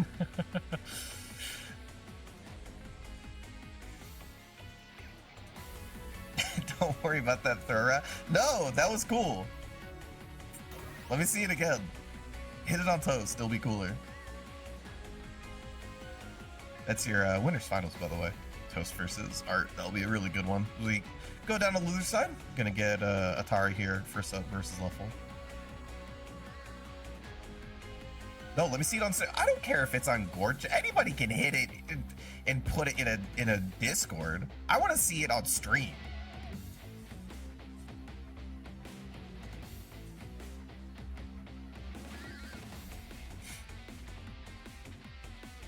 I want to see it. I want to see it made for the people. That'd be wonderful. Put your dead claw. I will. But it starts. I'll start putting them in here. It's good. You're good, Art. Looking good so far, Art. But we'll see him in just a little bit. So we get into the next one here: Atari versus LuFL. Uzuki versus Phonon. Pretty interesting one, I think, just because it's a character that generally has this similar range, but also I feel like tempo is like kind of a big deal in this matchup. I would feel like, just because like having some sort of like tempo advantage would give you the ability to do things like 2-2x, setting your far range buttons like 5C2C, but Atari navigating around the buttons really well, using FF very strongly. Gets the knockdown into the corner too. We're already set up. Roll does not get him out of the corner, but the VO does.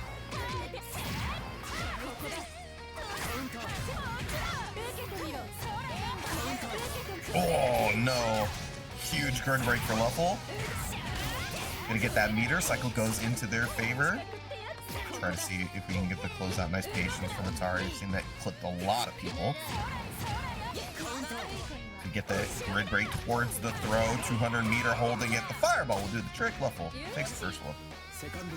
Well, Atari was doing our first time seeing them up here. We usually see them a bit earlier in the bracket. Seeing they've made their way to the top 8. Nice. Gets the throw. Gets hit by the fireball once again. LuFL changing the timing on it the second time around, but still working out.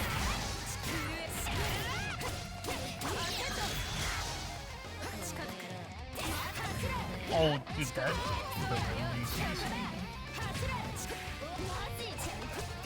Oh, very nice. Is that gonna be the close? Yes. Keep it simple, the IW. LuFL takes the first one. I like that combo into the late pillar active frames. It's kind of cool. Phonon's got some neat combos. Oh, I hit him with the fadeaway to start. Doesn't get a full combo, but sends a message for sure. LuFL's had most of the control, but it's kind of what I was mentioning before is the tempo that is kind of important in the matchup because both these characters have great options at range. Oh yeah, easy grid break, and now they're in a good position.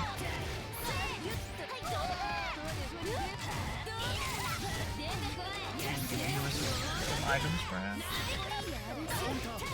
Oh. Not blocking. Just get opened up by the meaty 5B, as good as any button to do the job there. Closes out the first round. Oh, you go under the... I'm sorry, under, and they went under the air level. Yeah, that's at least an option that Atari showed in the first round as well. Just the FF into the Totsugeki is looking really good so far.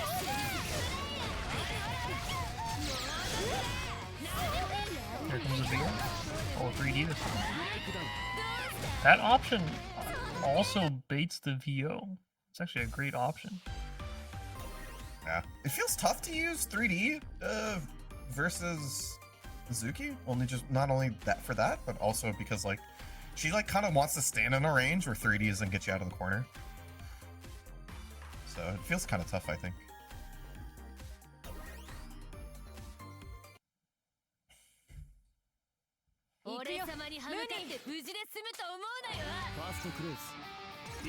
Tied up 1-1 though. Atari definitely equalizing the situation nearly immediately. Nice. Meets LuFL out of the air with a 2-2B. That's been placed really well multiple times now. Definitely a big deal here. Both these characters, good range, strong offense, but slightly poor on the defensive end. So getting these hits a big deal. Back in this right corner. We've been here a little bit. Yeah, it's kind of what I was mentioning before. Yeah, the 3D is like it mitigates some of the pressure, but you're still in the corner. Not great. Well, what if we just switch it up?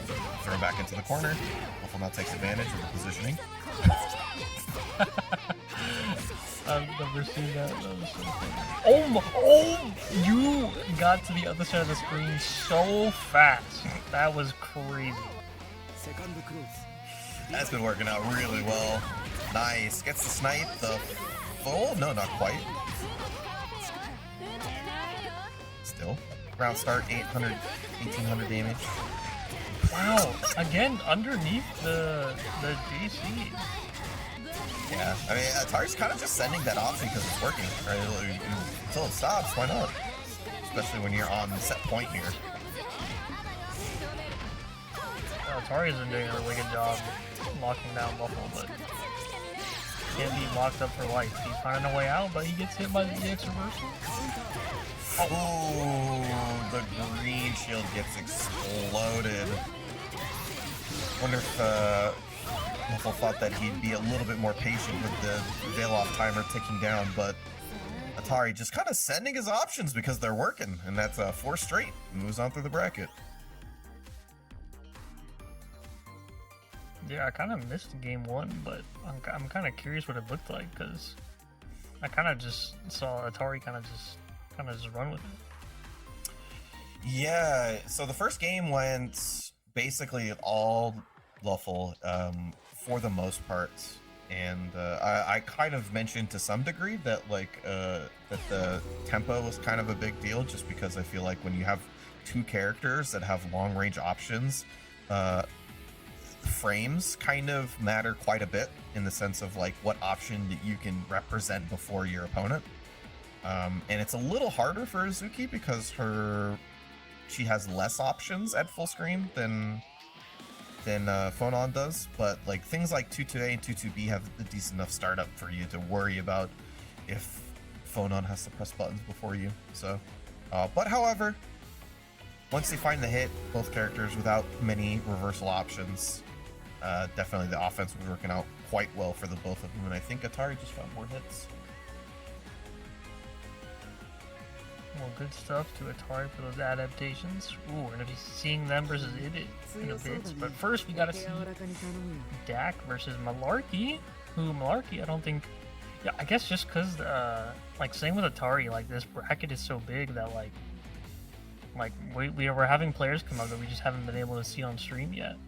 Yeah, a lot of the times we see some pretty common names, you know, week in, week out, because we just, you know, they're strong players. They move on through the bracket pretty consistently. We see them nearly every week, but we've had a couple of people miss the stream today.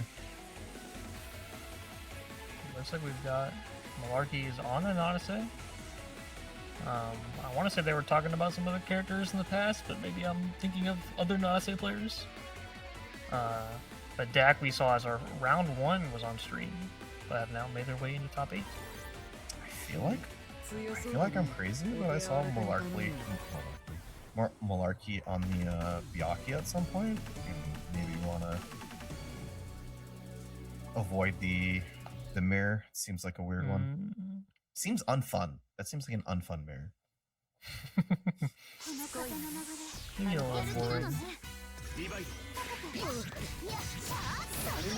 Oh, Malarky, that's right. I have seen you using them That's what it is. on one of these as well. That's definitely correct. When we get into this one, Malarky showing the tried and true to start off here. Oh, I like that. Wait, you think the D.A.C mirror is tight, but you don't like the Gord mirror?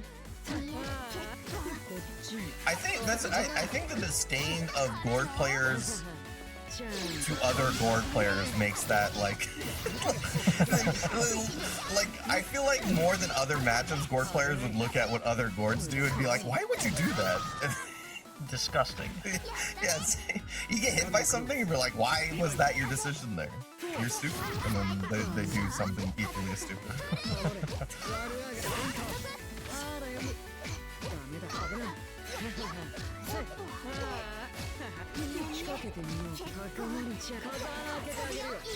Nice dodges that D.A.C. Ooh, gets out of dodge. Yeah. Nice 3D reaction. That was really well done. That move is like always +2 even if you shield it, because of like the way the multi hits work. So 3Ding it and punishing it is a great difference. The more consistent option, because I don't expect people to actually steal the last hit. Nice, jumps out and gets the hit after. Very nice, and that should be the closeout for Malarky. Takes the first one. Yeah, punishing that that command grab can be hard too, but that was a good reaction, and also picking the right air normal so that it actually hits behind. Yeah, very nice. It's pretty important that most player characters consider that option as well. Your cross-up button hits on both sides, or what have you. But Malarky takes the first one looking pretty good. D.A.C had the options, or opportunities, I should say, but there's some good defensive position for Malarky.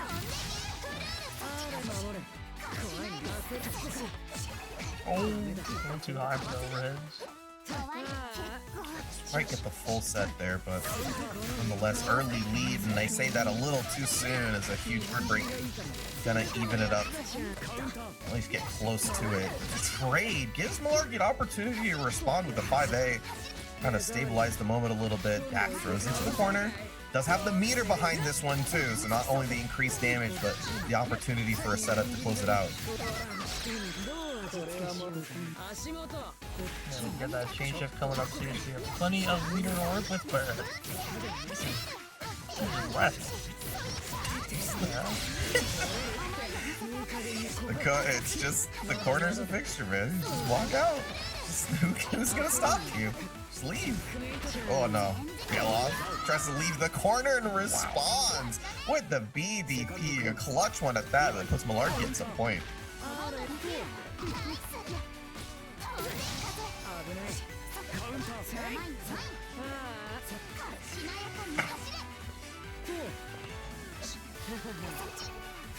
Okay, a little backdash just actually giving Malarky the cycle. Wow, he just set up a strike throw situation from the sky.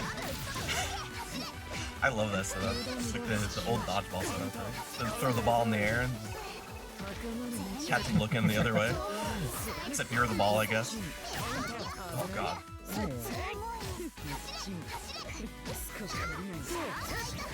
Ball cycle. It's gonna turn over into Malarky's favor, but D.A.C the one with the hit. Uh-oh. Malarky's responding really well on these maybe calculated trades, but I feel like afterwards Malarky just takes advantage of the moment extremely well. Yeah, the stagger pressure. The confirm, well done from Malarky, takes it 2-0. Yeah, I like that J2C when D.A.C was like right above him. Fun fact, Nanase J2 or J8C, excuse me, is the only air normal with head and bone. So it actually will beat air to airs because they'll have that head property. So I like that air to air option there because it also just hits like all arounder, of course. So yeah, that is something I did not know. That's very interesting. Surprising, honestly, that any move would have that property in the air, but very cool. Yeah, I guess like maybe just because her 3C is kind of small, but like I don't know. I guess sure. I mean, she's like the air character, so like I guess if someone's gonna have it, it's probably her. Yeah, makes sense. In the sense of giving her something unique to have in the air, I don't mind that one. But yeah, good stuff. I think more than that, the real difference there is just like Malarky's response after some wonky situations. Like I feel like every kind of weird trade or something with D.A.C, it was like he responded quicker and more appropriately. Yeah, I think Malarky felt more comfortable with the pace the match was going. Oh, it's so funny. They came out in force. She needs it. Just ×3. The fix is in. It got thrown into a chat. Everybody, we have to downplay. It's fine. I don't care, but it's pretty cool.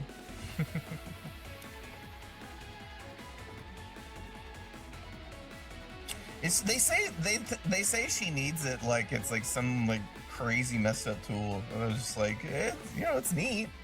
Yeah, I guarantee like most players playing like watching this have like never experienced that move doing that. Like it's like you're going to bat for a move that doesn't need to go to bat for. Like we're fine. You need to save your hive mind for something more beneficial. That's just the immediate response that Nanase players have, where they have to just act like that, and they're like, wait, this is what we're defending.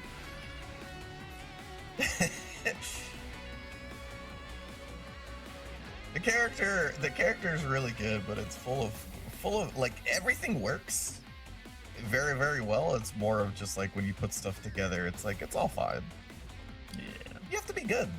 I think that character is really cool because like you just have to make a lot of really clear decision making, and like I feel like when I watch different Nanase players use meter, I feel like I can tell who's who because they're just like you get different rewards for using your meter in different ways, which I think is neat. Yeah, I think also like people kind of talk about how Nanase is like feels like she's like kind of like power crept by like some stronger characters over the patches of the game, and I would agree with that. But I think one thing that Nanase has is that she's just so safe. Yeah. Like she doesn't really have like is her strike throw mix-ups like the craziest things in the game? No, but like she can be really safe with her offense, and she really doesn't have to put herself in a bad spot or take the biggest risk. Is she gonna get the craziest reward? Maybe not, but you know, there's something to be said about being able to play pretty safe and always like be able to slam 2-1-4C and fly across the screen and get out of there or whatever.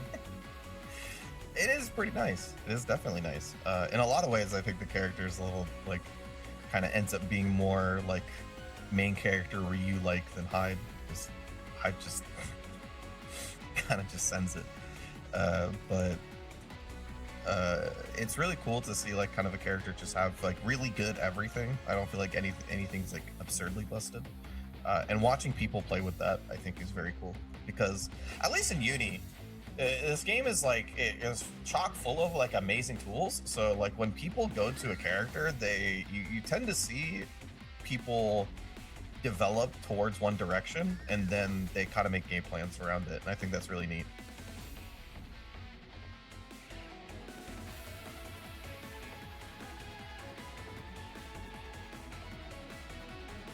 Like LuFL's kind of like a prime example of just like a Phonon player who kind of stays in the air a little bit more often than others, because just character has like a variety of options in the air, and like that's what LuFL likes to do. So they built a game plan around it. Yeah, people like to talk about like I think D.A.C did a Street Fighter video one time where it was like, can we watch pro players and guess who they are based on the gameplay? Which is a really interesting concept. Spoiler alert, did not go very well for them. But I do think in Under Night that you can definitely see like players having their own styles, which is pretty cool to see. It was I think it's easy. It depends on the game, right? Like Yeah, it feels like games like this where something like Meter is like extremely freeform. It definitely lends towards seeing that kind of player expression. For something like Street Fighter, it might be a little bit harder because I feel like there's a lot. There's a ton more players at the highest level, so there's a lot more like mapping of the situation, right? So they kind of optimize a little bit more consistently.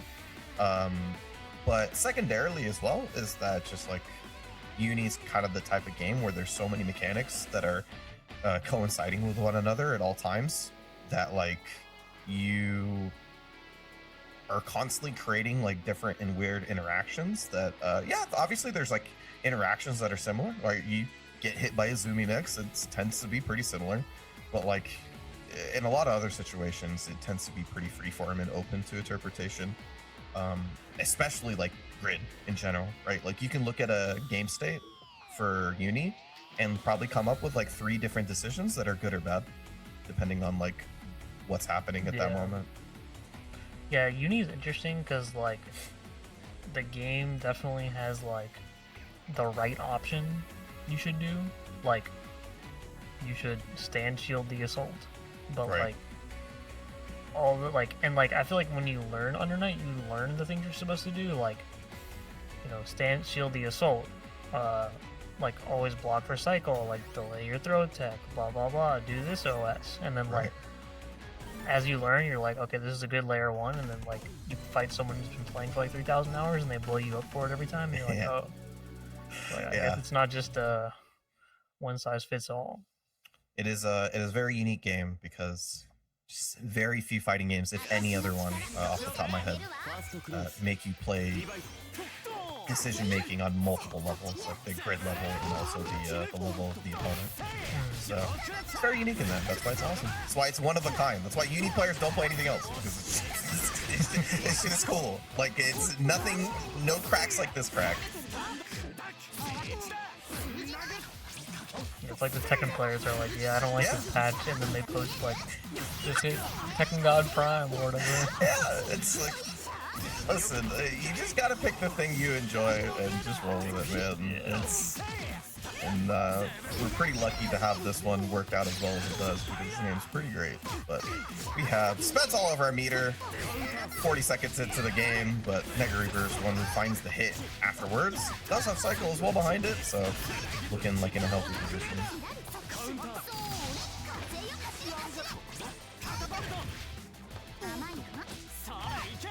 Gets throw, one more throw. Anything will go at this point. Malarky trying to find some space, but the CS resets the pressure. Oh, that's a bet on the round. Oh my god. Wait a minute. Gets the extra damage from the IW, so that did quite a bit, and my man still sent it.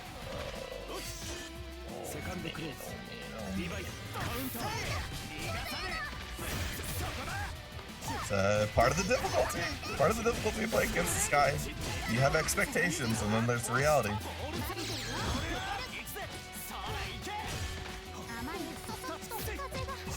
Oh, is he slow on the 3D punish? Yeah, still in the corner though, so you'll be happy with that, having the position. That was really, really funny. I don't know if I've seen that sequence specifically, but yeah, CDO, make it simple. 3 buttons, let's close it out. Deadlock's not the same. Deadlock's not the same. That's not it. MOBAs are a little bit different. MOBA shooters are a little bit different.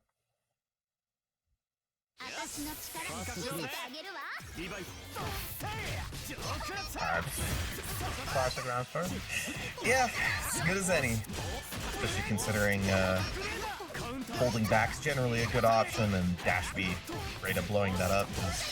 Once again gets going really, really well. Uses the meter as soon as he gets it, wants to try to guarantee that cycle, and does so after the reset.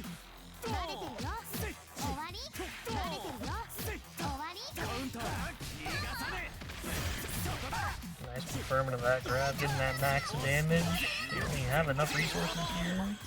Oh, we did have resources. Oh, try to get that conversion, but oh my god. I've always thought that like Tsurugi DPs are good, and I still feel like it surprises me at how good it is.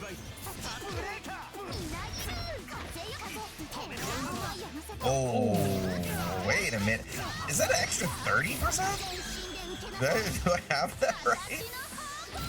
That is a big increase.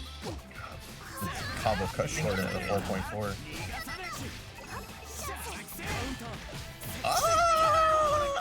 You know, I feel like I should have seen some sort of reversal option there.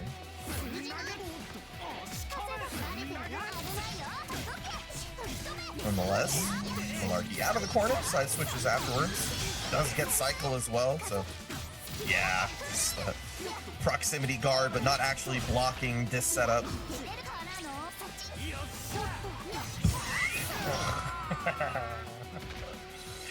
Alright, you know, the crazy decisions give it and take it. Sometimes it works, sometimes they don't. We slide right back in and capture Malarky trying to get out of dodge.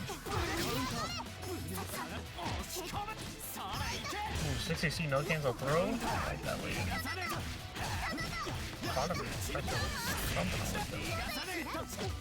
Yeah, looking good in this position too. Flows out. Ibbit, nice VO. Returns the favor. Ah, that was very mean. That was very mean. The concentrate bait into C Piler. Good stuff. NegaReaper is gonna move on.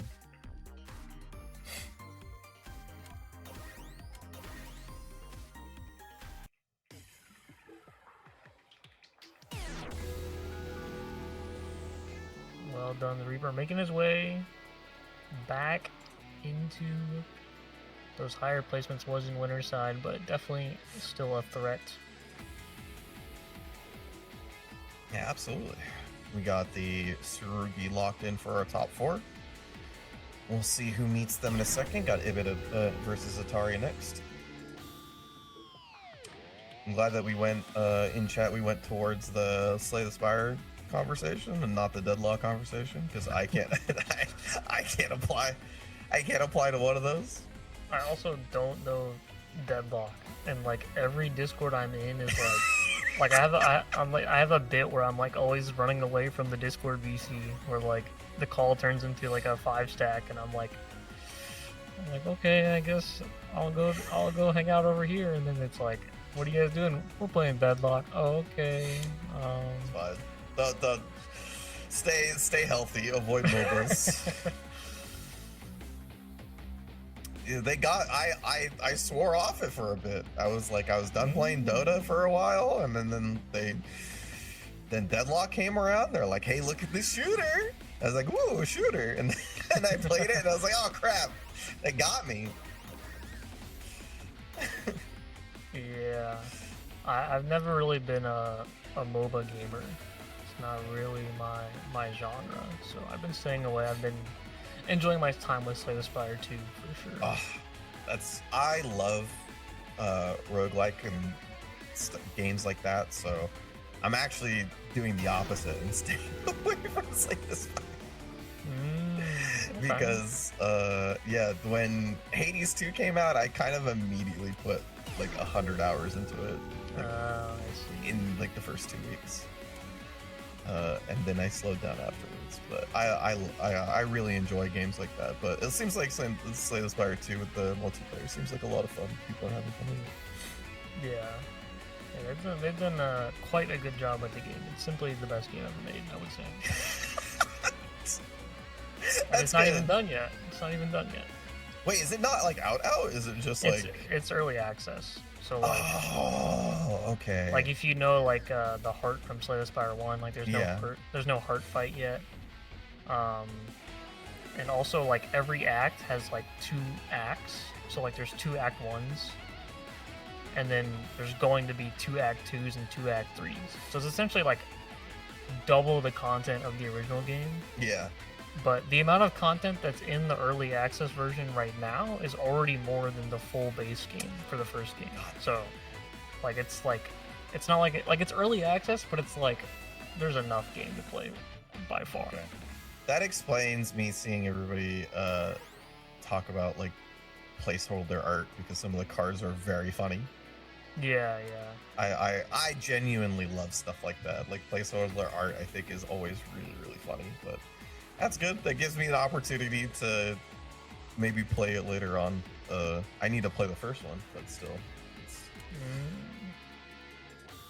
Or I guess I don't have to. It's a roguelike. It's not that important. I think. I don't know. I feel like you could play the second game and then like maybe be like, what was the old one like, and then go play it. But like the first game is still like a very good game. I don't know if it's like. I don't know. They're so similar. Yeah. But like also right now they're still doing some like balance changes and stuff with Slay the Spire 2. So characters are gonna change a little bit, and there's cards that aren't in the second game and that kind of thing. So. Yeah. Like I feel the same way about Hades. Like Hades 2 is like really good, and this is like it doesn't matter if you start with that one first, other than some few like story things, but it's like not that big of a deal. But you can totally go back to Hades 1 because it's like different enough that you can find some value in playing the older version,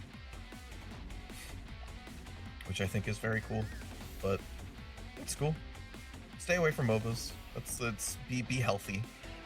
Just don't play games that take 45 minutes of your time. Yeah, that's my issues. Like, especially like because my hands don't need a break, and like. Deadlock is like 45 minutes of like high APM like aiming and stuff. I'm like, at least in Counter-Strike, like when I'm dead, like I'm just like I take my hands off the keyboard, you know. Oh yeah, I mean I used to really like that about CS2, even though those games like actually no, maybe it's less now because I haven't played since they reduced the round count. So you haven't played in a while. I haven't played in a very long time. I've played like maybe like 5 years into CS:GO, and like I haven't played. They just changed reloading entirely. Okay, so for context, this is Ibbit on someone else's account because his account was having issues. Oh. But I think we're good now. I hope he changed his buttons. Oh, I really hope he changed them. Seems good so far. I feel like we've checked all the buttons. Alright, we're good. Let's go. See? You guys can enter tournaments too. You as well can get into top 8 if you're a D4 rank.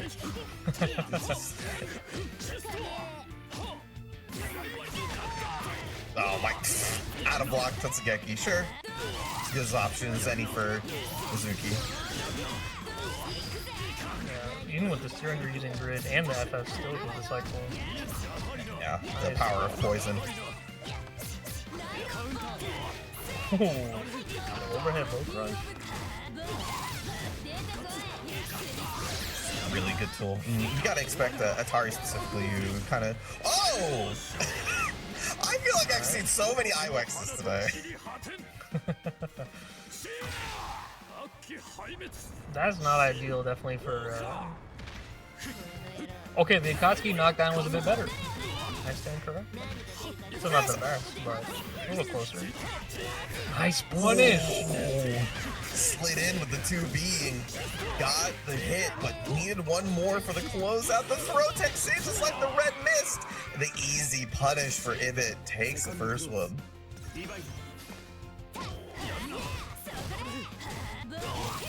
That's not blocking low there.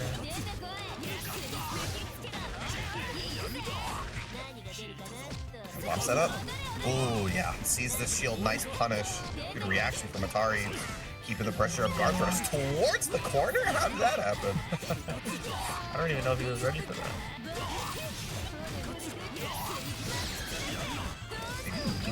Did you want to veil off and accidentally get 6? Wow. Uzuki fell to the ground so fast. Instant VO. Whoa, whoa, whoa, whoa. What is happening? Oh, doesn't combo. Oh, wait a minute. Okay. Especially wait a minute. After that hit, because if Ibbit is going to try to guarantee the cycle with C Tatsu, gets it, and now we're in a good position. Nix just repressures. Oh no, D.A.C loops. Ah, oh my god! The double jump empty low! Oh no. This is almost worse. Okay, never mind. It's better. I lied. No way. I was gonna say it might be worse if Atari found a moment to CS and then win the round, and then he just like finds a way to be 200 going in a losing round. But like, what a clutch situation. Holy. Yeah, also, the threat of the EX reversal was there too. It's wild. What? I've never seen him do that before. TKB Tatsu is quite funny, but it's not something you should do technically. Nice shield!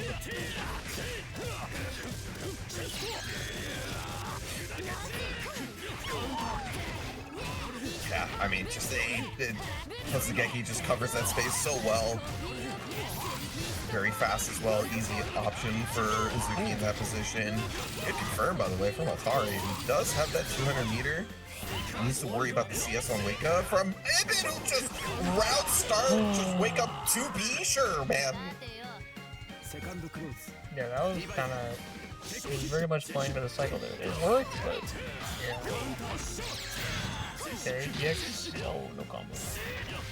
Still turned it into plus frames. Good recognition of the situation. Got good mix off of that one. Double jump. Empty low. He is cracking people. The threat of 6C is jump 6C is so severe. It just hits people to deer in the headlights on a double jump.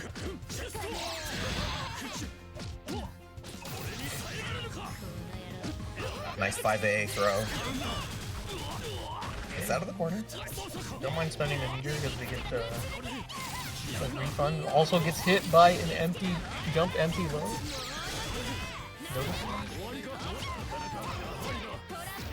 Nice. Good defense from Ibbit. Yeah.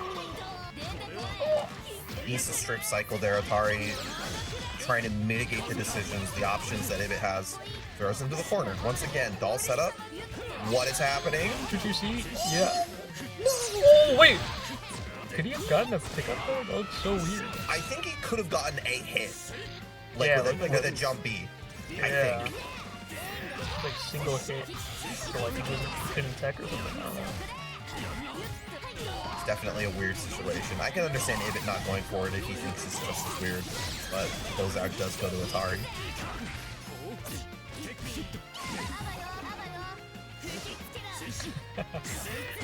I got so fried right there.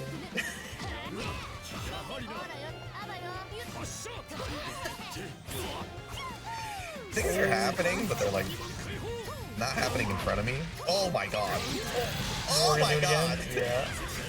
Good option to go with the fireball, the disjointed option.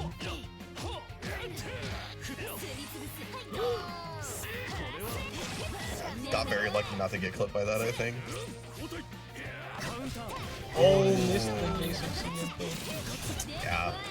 Didn't hit that 6 fast enough, unfortunately.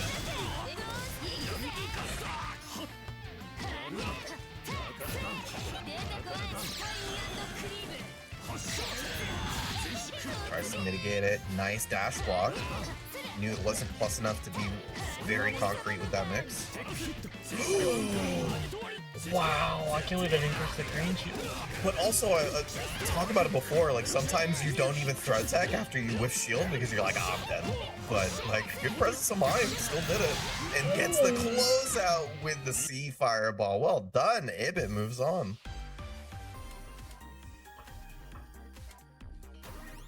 Wow, that was a nice backdash. Yeah, Carmen, Mad King W, well done.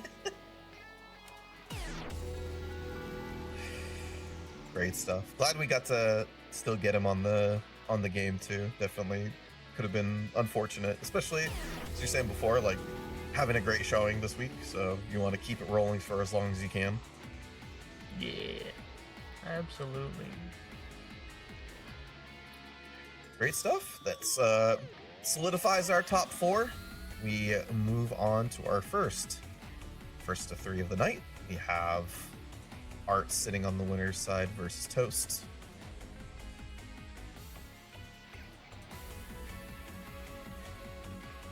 So this one will be interesting, especially Toast is obviously one of the strongest players in these brackets consistently. I believe he's second on these. The point totals. I think. Yeah, I mean he's up there for sure. 1 to 3. Yeah. So somewhere there. Which means. That means, yeah, just been absurdly consistent on the BlazBlue tournaments. Yeah, I will say Art's been playing really good today though, so I'm excited to see this set. I do think this matchup is not poggers for Gordeau.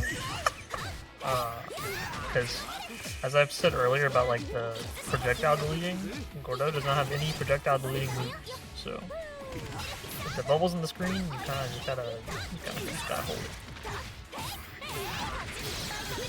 Does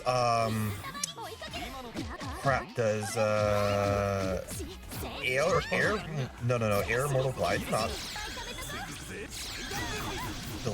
sorry, jump 2-3-6C, does that not delete fireball? Oh, I want to see it. I'd like to see it. However, that creates a different mind game, right? Toast then goes for more immediate meaty stuff.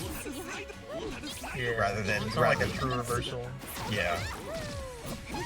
See if it comes into play. Nice punish though from Art. Gonna turn it around, has the 200 meter as well, so no, doesn't spend anything just yet, despite being full. It gets the punish. Good choice not to spend, to be honest. Don't even need it. Never mind, we did a different combo, but we could have. Okay, next round. Better to have it in need it layer than to not use it at all, or something like that, I guess. Once again, I mean, just perfect punishing for Art so far. Nice. Throw combo lasts so long. I guarantee that cycle easily.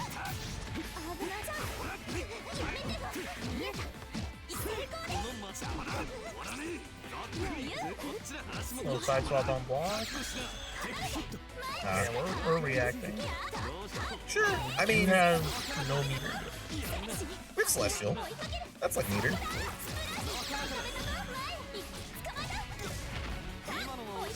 Oh, Mr. Pro combo.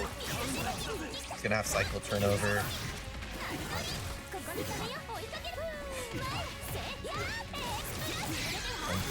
Gets spent.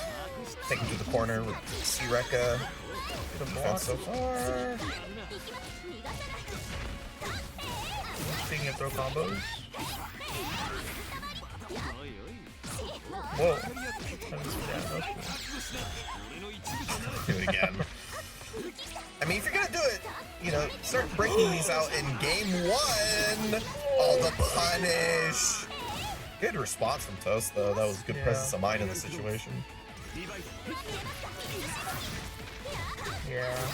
Art showed the Reaper earlier in that start. The Toast was like, nah, you're not gonna do it again. You expected a little less if the Gordeau is not at 200, I think. Side switch though. Ooh, sea bubbles gets him out of this bad situation. Good pro. Why does this character do so much damage? God. Knockdown, throw, just close enough.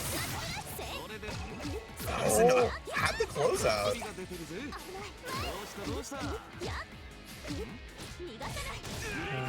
2A tick throw. Does give it game 1 to Toast. Art losing his first game of the tournament. Yeah, it could have been a little bit different. There was definitely opportunities here. I think that in the first of 3, there is a bit of this feel-out process. We see Art going for some options a little bit earlier than he has gone for in versus some other players.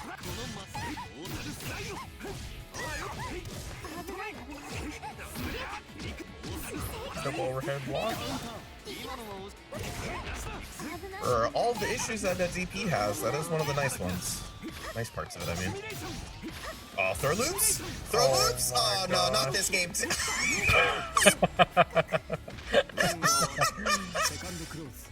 funny. That's funny. Well, he got away with it. Didn't get punished for the BSM. And move on.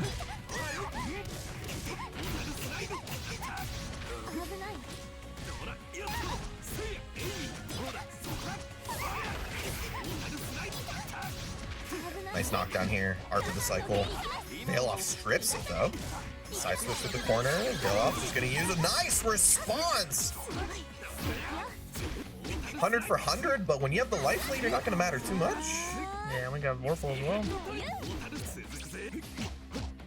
Yep, turn that into meter. Oh, good response. Oh, wow. Justice has some good 2A mashes though. Very, very clutch.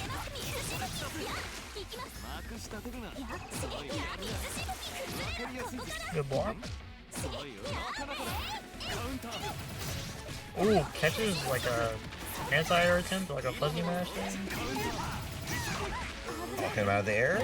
Just goes for the concentrate there. The Bailoff will win cycle for Toast. Wake up to see it.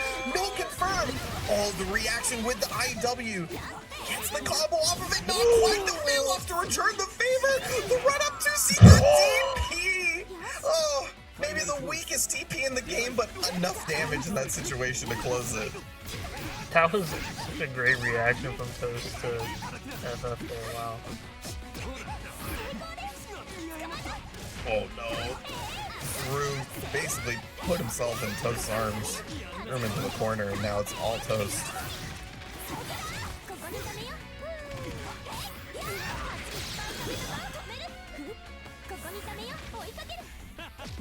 Bubble time, yeah. And so we got the cycle off this. There we go. The other part of why this character is so strong, all of this control you have over the cycle, makes it so difficult when all of your decisions lead into positive grid situation. Oh, overhead. Yeah, that's 2 up for Toast. 1 more to get in the grand finals, but looking good so far. I mean, 2 up's nice, but at the same time, it feels like Art could have definitely made it 1-1 here. Yeah, Art also, like, using that VO is, like, not a terrible option, but he lost that round, and then going in that next round with no meters is a little rough. Yeah. Especially for this character. You find the hit here, does get cycle. Good combo as well. Yeah, I feel like Toast is just so extremely aware of his spacing after shielding that, like, you have to be correct with those moments.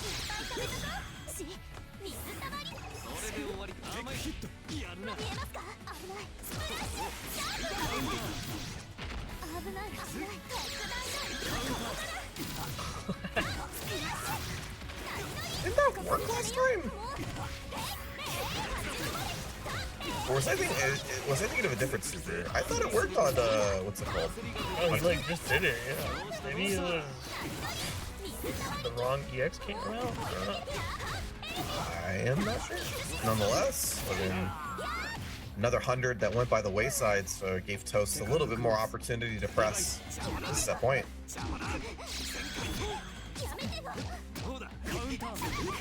Nice.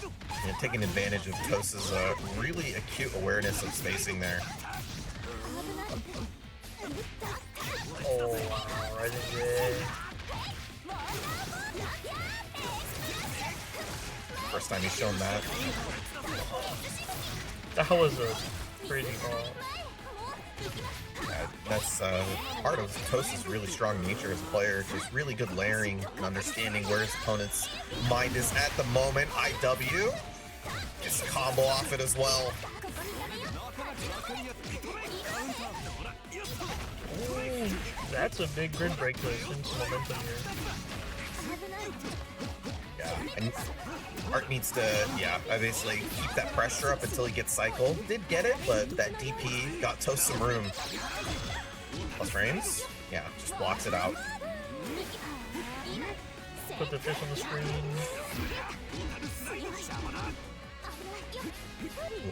Another bit of greed there. Toast does not overextend though, understands the position that he's in.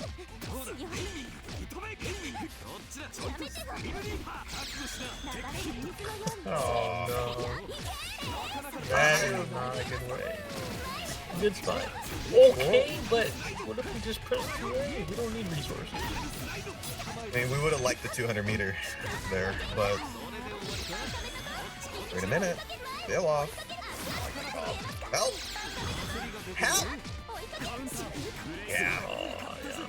You only get so many opportunities, and Toast forcing the situation multiple times, even had CS behind it after all things. 3-0, moving on to grand finals.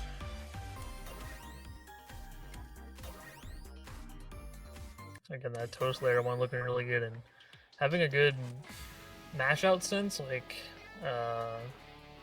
Toast does is really nice, especially against like strike throw based characters. Like again, I said that it's the same thing against the Tsurugi characters who have to, you know, run up in front of you and, you know, there's no wiggle or there's no webs, you know, it's just a dude trying to throw you. It's just a dude. And Toast has good enough defense to deal with that. Yeah, I just feel like when a lot of people shield, they kind of shield with the idea that like they're gaining grid and not necessarily creating a different spacing. Where I feel like Toast is very acutely shielding things very specifically and like creating a spacing that the opponent's not reacting to as well as he is. And a lot of people let you get away with it, don't get me wrong, because, you know, whiffs are pretty fast in this game. But when you're prepared for them, they definitely create opportunities. Alrighty, let's see. Ibbit is running the gauntlet tonight. Can they get past Reaper? Yeah. Definitely one of those like interesting mashups because like Akatsuki's got good lows, but at the same time, you kind of lose on the range, which is a bit unfortunate because generally speaking, like when you lose range at full screen, so you get to like dash block your way into situations, but like not like this, where you kind of lose the range game in your preferred range. Oh. There's another like weird 6D that I don't know what he was trying to do there. Yeah, a couple of them feel like they've been happening on accident, but it's an opportunity at the minimum, an opportunity for Ibbit to build more meter, especially after the hit here. Yeah, I'm just gonna save it because he knows it's a long road ahead. Guard thrust, got 100 out from NegaReaper himself. Got 200 out. Oh, this is the type of route it like, yeah, okay, good. It's like the type of route where it's like if you get one more hit, you'll convince yourself to spend meter.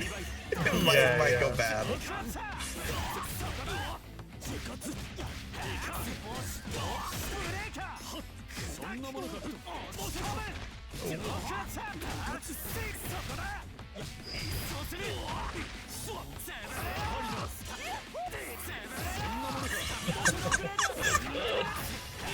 What are we doing, man?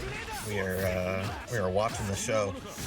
You can see Ibbit be a little bit more proactive in that situation. That will help for sure. The veil off on the delayed air option. Maybe try to dash up and scare NegaReaper into doing something else, but just kind of let it rip. Worked out. Yeah,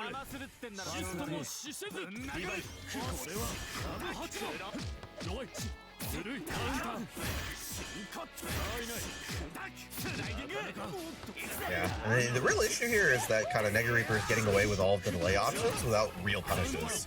There you go. Okay, 6C counter hit starter. Celestial. You don't want to drop this combo. Yeah, just do the whole thing. Yeah, just do it, bro. Just do it. Oh, he didn't get 6K. Oh, that would have been what, like 6.8 or some nonsense.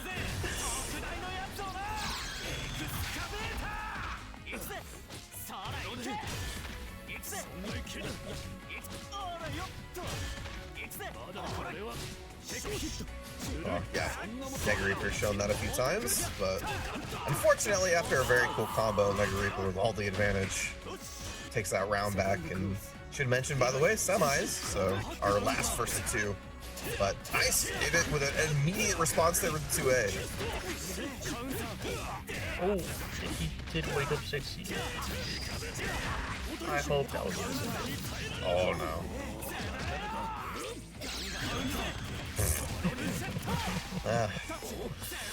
I know scare. I know scare. Oh god, back dash, dash B. It's so fast. Like, you see Tsurugi move away, you're like, alright, I can breathe. Nope. Oh my god. A few characters in the game where holding back feels like a trap. Definitely this is one of them. Gets hit. Yeah. IW, alright, close out. Yeah, I like the simplicity of the combo. Definitely, maybe could have maximized the damage there, but what's easier than just hitting the IW to close it out? Just make sure you get that close out. What? Well, I've never seen 6C into another air normal to like stop the wall bounce. Swift throws +2, don't forget it. Nice dash block. Extremely good awareness of the player that he's playing against. Like I said, like you gotta give people, good players like this, false positives. Okay.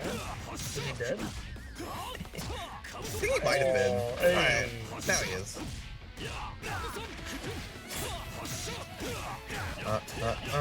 Don't drop this shit. He might have been dead off the 2 6Cs. I mean, the regular combo does like 4.8 or some nonsense like that in the corner. So, like, that would have been really close. Replay takeover. It's great. Alright. Nice shield into pressure there. Good presence of mind from NegaReaper, by the way, to not press afterwards. Oh.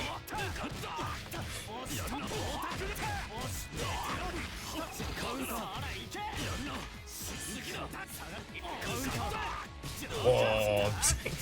Snuffed out of the air, unfortunately. He gets another opportunity here after this. Whoa, whoa, whoa, yo, wake up parry? Okay. Oh, facing his own medicine. Oh, wow. The problem with playing against this character is that, like, if you're ever in his effective range, it's so hard to convince him not to press the right button. It's like, oh, you're at 2C range? He's gonna press 2C. Especially when you can just, like, charge it up and armor it to go farther than 2C range.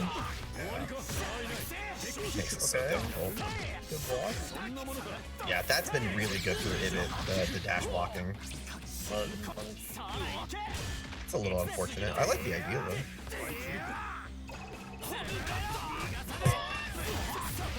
It's okay, like rising normal, this is like giga scaled, but I think he's good.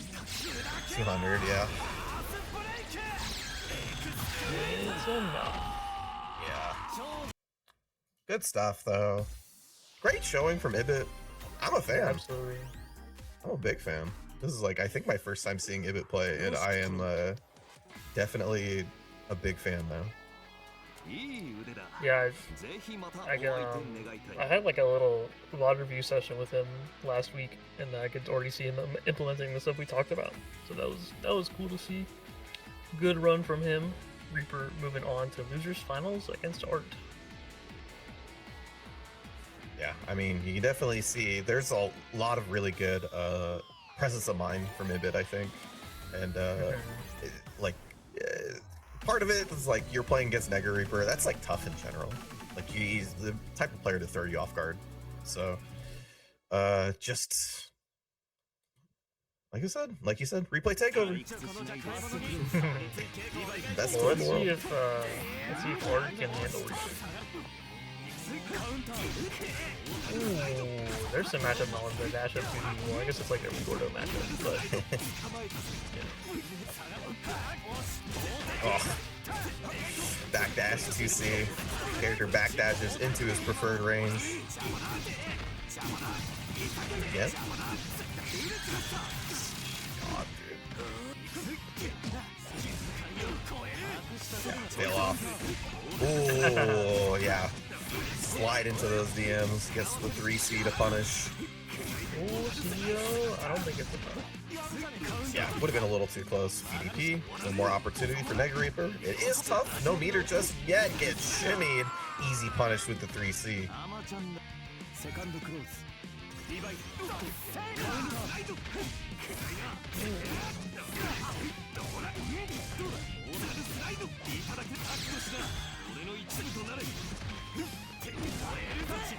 Instant CEO on the go.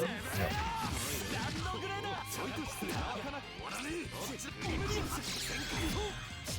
Close frames. A little bit. A little stagger, all misinput there. Yeah.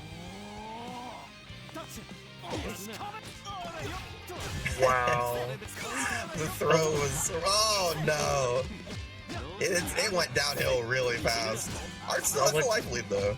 It's like the only way you could win the cycle, and he got it.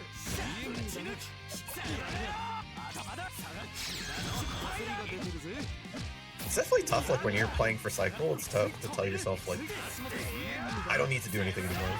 Just let him do whatever. Like just reaction throw tech, and you're good. Oh god. Nice. Caught the probably increased 2C startup. The Celestial too. You send it.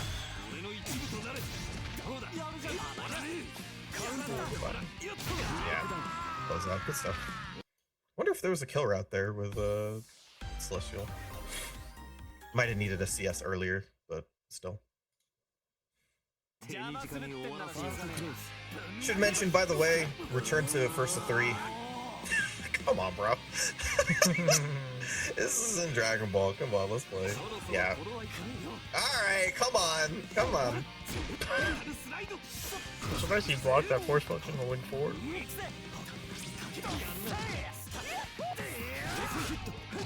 Nice Oh, attack. another fun fact. So you know how you get 10% damage buff with Vorpal? Yeah. When you have double Vorpal, instead of both players getting 10% damage buff, each player gets 5% damage buff. No way. I didn't know that. Yeah, it's actually so cool. Oh, here we go. Oh, he dropped it away. That is very funny that it's not 10% for both of these. Yeah, it's got some soul to it, you know? Yeah, it really is like, it's a very cool way to do that. It's what you love about Kamone specifically. He's just so aware of these like funny moments, these unique situations about his game.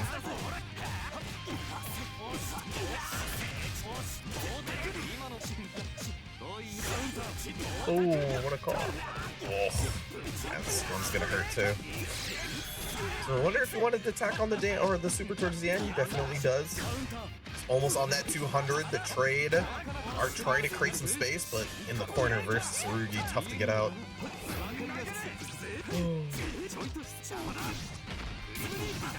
Catches the back up to the active frame.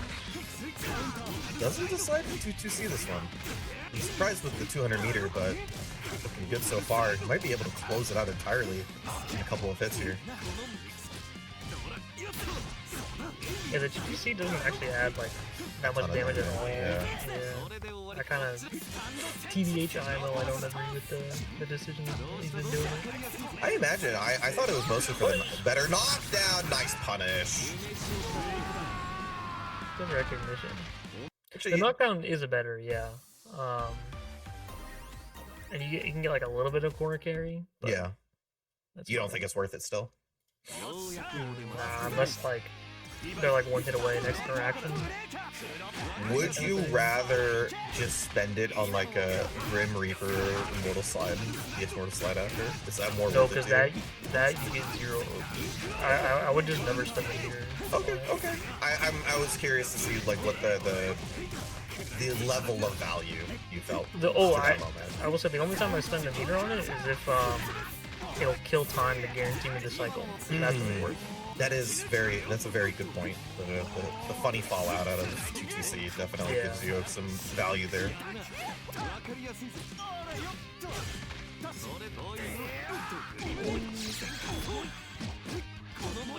Nice. Nice throw attack against again. Immediately turns it into meter. Oh, he actually already had 200. Maybe a little bit too early there for the CS. Kind of wasted just a little bit. You know, for all of the crazy things that NegaReaper does, I don't think we've seen a single successful C-piler. Hey, there you go. You gotta be freaking kidding me, man.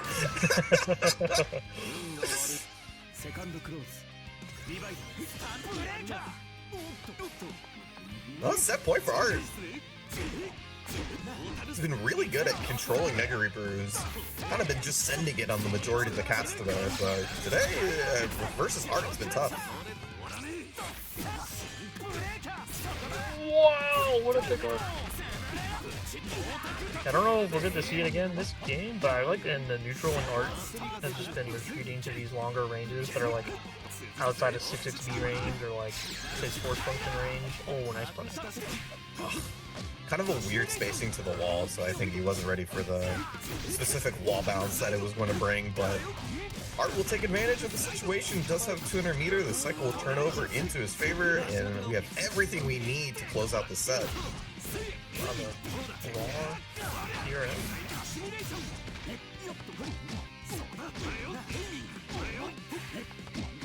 Fix that 3C spacing he's been doing.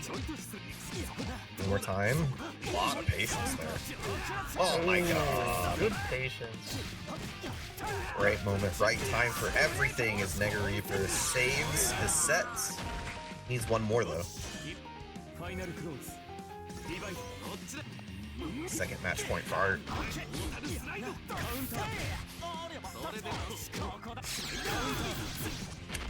I was curious what was going to happen. That was informative.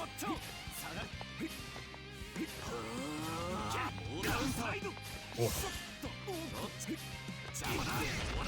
Nice, the chase down. Oh, doesn't get the full combo. It was always a reset. It was always a reset. And that cycle turns over into Art's favor. Once again, great closeout opportunity. Keeps it simple with a nice meaty 2A. Art gonna be moving on to grand finals. Oh, nicely done. 3-0 against Tsurugi is not easy. Yeah, it looked really good. As you mentioned before, like a lot of control over neutral space and made it really difficult for NegaReaper to kind of be a little bit more unpredictable as he usually is, but this time it felt like that Art was kind of doing well to play with what's in front of him rather than kind of worry about what could happen.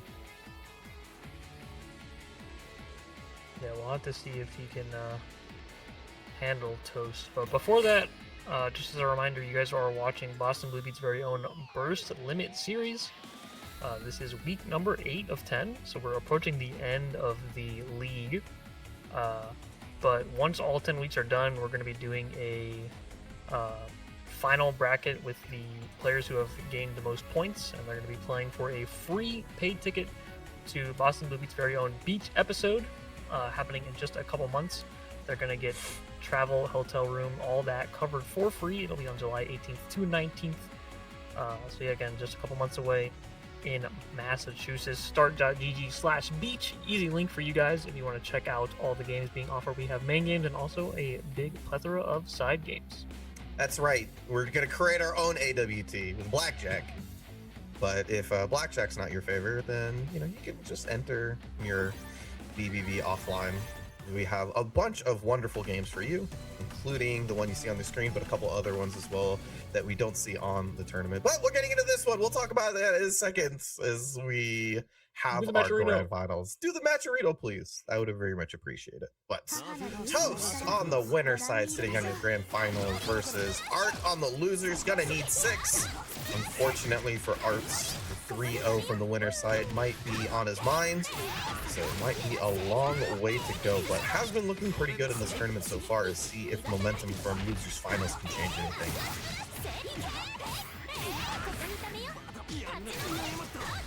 Oh, not blocking the 2-2 is not a good sign. As we get the game going, Azumi with 200 meters spends a little bit for that first knockdown, gets the road to start, and that should be the closeouts. Oh, no, not quite. Drops the combo. Dude, gorgeous. It is extremely big. No response from Toast. Wait a minute. Wait a minute.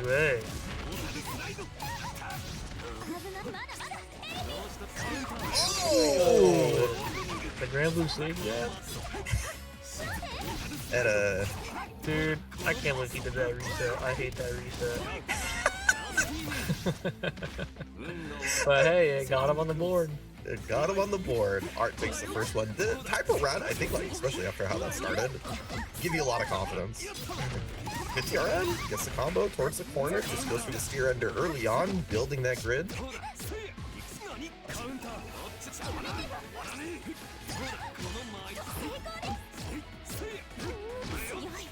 And has been catching Toast a little bit. It was one of the things we mentioned in winners finals. Alright. One of the things we mentioned in winners finals is that Toast is really good Nash feel. Like, he just gets out of bad situations extremely well with a well-timed button. This time around does find that 2A, and then afterwards finds the bail off and finally gets out of the corner. Well, strike throw, not the best reward mid-screen, but sometimes that's what you gotta do. Gotta represent the option, especially against the good players. Oh my god. That was a lot of misinputs, but yeah, we have a combo and we have the round. Couple of minor mistakes, but it is up to Art to take advantage. Takes the first game, long road ahead, but first step down.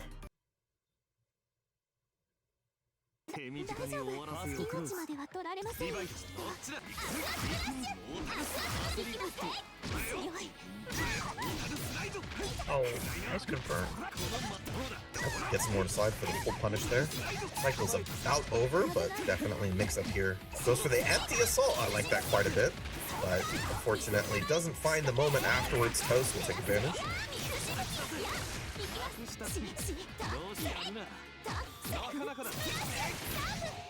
Oh, caught assault start on that. Doesn't quite get the full combo. Red miss, yeah, respects it that time. One reason or another, Toast has not been very good in the post-CS situations. So just lets that one off. Well, but Art takes advantage, pushes him all the way also to the corner. Nice third tech on the full throw. That was a good route on the 2C single hit and a nice counter hit 2A. We're not going to quite build up to 200 though. We got one more go. Nice, tried to snipe for the kill. Oh, he's gonna get the throw towards the corner. Nice block on the 2-2. Dude, did you see how big that 2A was? Oh my goodness. You know, I've always valued it quite a bit, but I feel like that one specifically really showed how massive of a hitbox it is. Art's really showing it off extremely well. Does find the hit with the dash FF. Oh, whiff throws +2. Yeah, unfortunately doesn't get anything afterwards, and Toast finds the hit, gets out of the corner.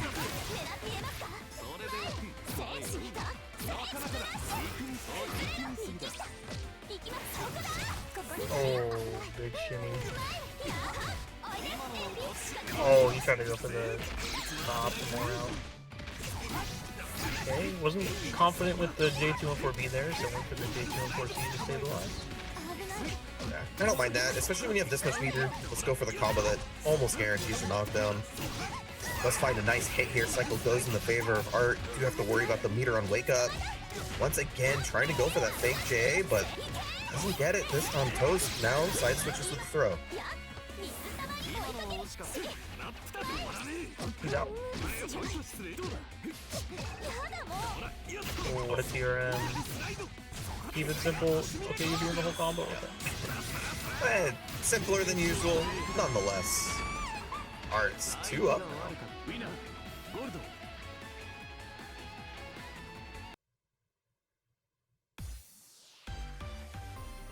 That's, I mean, looking good so far. Art maybe a little bit more solid. I feel like a little bit more aware of his spacing versus Toast. You see that Toast is definitely feeling the difficulty of mashing out of those situations on defense a little bit more. Not nearly as many opportunities there.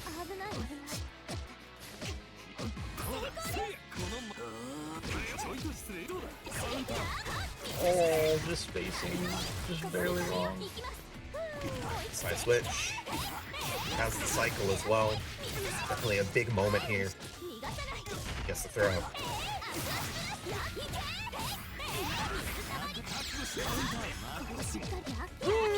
It sucks to lose the meter, but you didn't get hard punished for it. I think overall Art will be happy, especially after the hit. And the side switch combo is nice. Putting him in a good position here.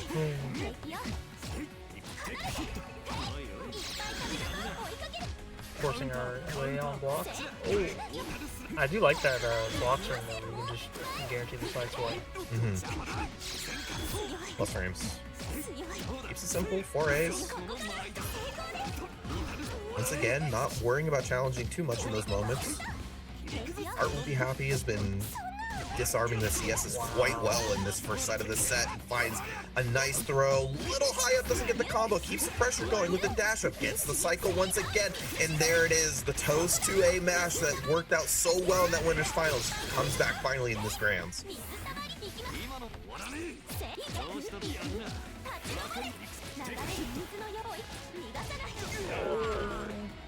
Throw gets attacked, you live that situation, but other throws keep.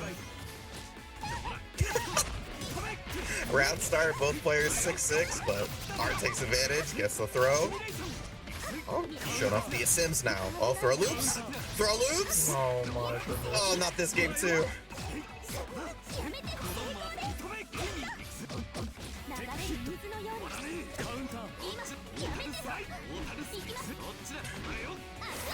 There's a level of confidence from Art here that was not in winners finals, and being 2 up will definitely help, but it is proven to be difficult for Toast.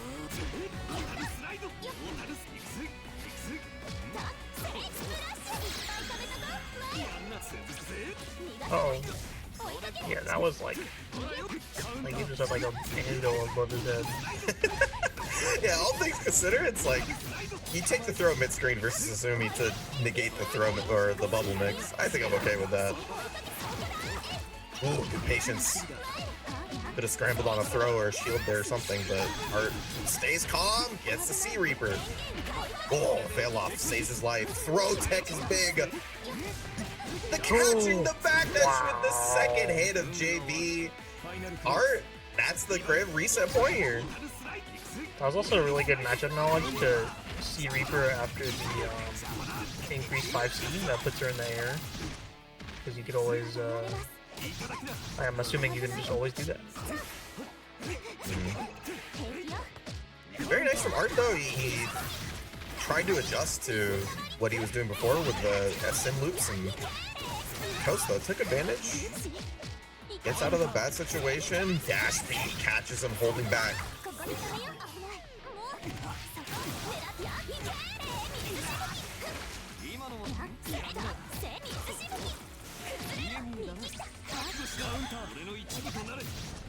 Good use. CSM. Side switches. Oh, gets hit by aiming. Oh, cycle goes in his favor. No, not quite. No it was always a way, reset. man. A reset for a reset. 3 straight to even it up versus Toast. And that is literally, we're on 3-3 now between these two players before we go into the final set of the night.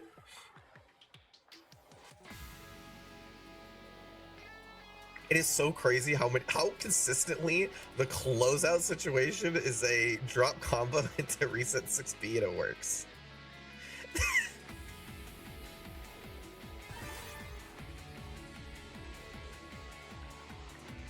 Oh. Yeah, that reset sucks, but like he's winning. He's winning. Well, nothing sucks if it hits. Well, most things. Nonetheless, it is the case that Art is playing much better, and it feels like Toast is struggling to find those moments a little bit more often. Cleanliness is somewhat of a factor here. We've seen some drop combos for Toast, and obviously the flow for Izumi is definitely desirable to get the combos and carry it into the corner, but Art has been playing a little bit better. The whole 5C is what's going to connect. Good side switch combo as well, and that's the kind of confidence we're seeing from Art in this grand finals. Oh, nice force function. What's it do? Except for cycle? Yeah. Oh no. He's a genius. That, I mean, what do you want more, cycle or the rounds? I'll spend the 200. Absolutely.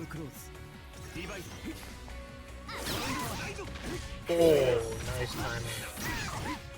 The other thing I think has been really good about Art is that he's been not only mixing up his spacing of whether to use 5C or Mortal Slide, but also like the timing in which he's been doing it. And I think like putting all that together makes it really tough for Toast to find a moment to control neutral. Unfortunately, I think that was a little too early on the ASM, and Toast will throw it to the corner. Bit of a flub, but might cost a lot. Dash B is what opens him up.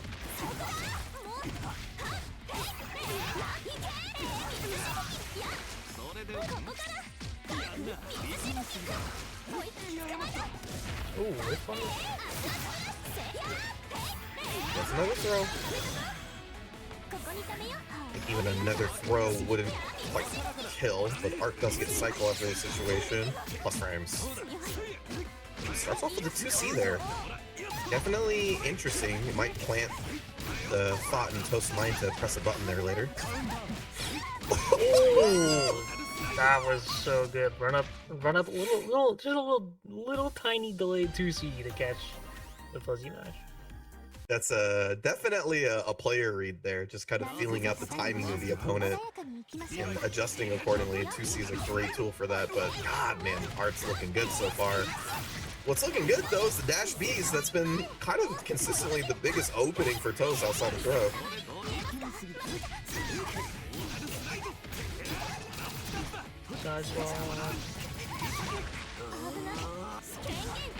Nice. Sail off out of the corner. I like that. Hasn't gone to it too much in this set so far, but needs to start representing different options. Do we send it here and just kind of CS immediately? Well, might as well get the hit.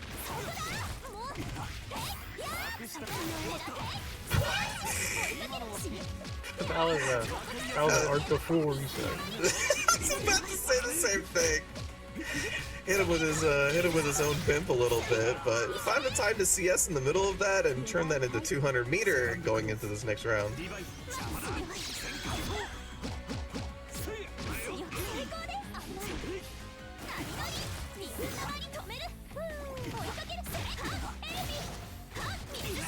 Ooh, the FF mid route. Oh, I thought that was gonna be. Plus frames, dash C. Gets the bubble. Good patience from Art. Nice poke, just slightly too soon. Gets it opened up and Toast with the cycle. Yeah. One too many throws. Gotta worry about the second hit there. One more time.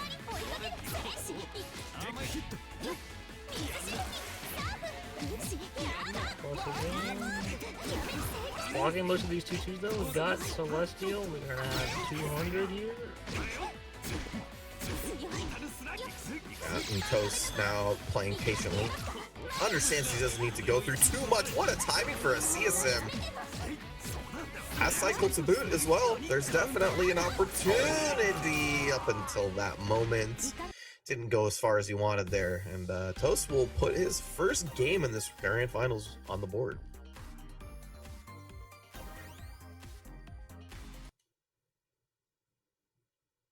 Not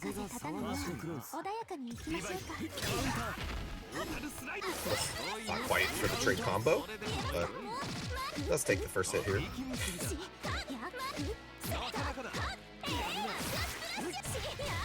Boy, very nice spacing and awareness from Toast there. Art's been catching him with that 2B a little bit, and Toast just creating that spacing perfectly.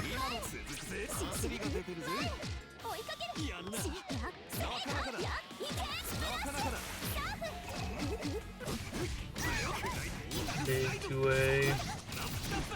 Yeah, she's been mostly pressing buttons in the right spacing. FF returns the favor with his C aiming.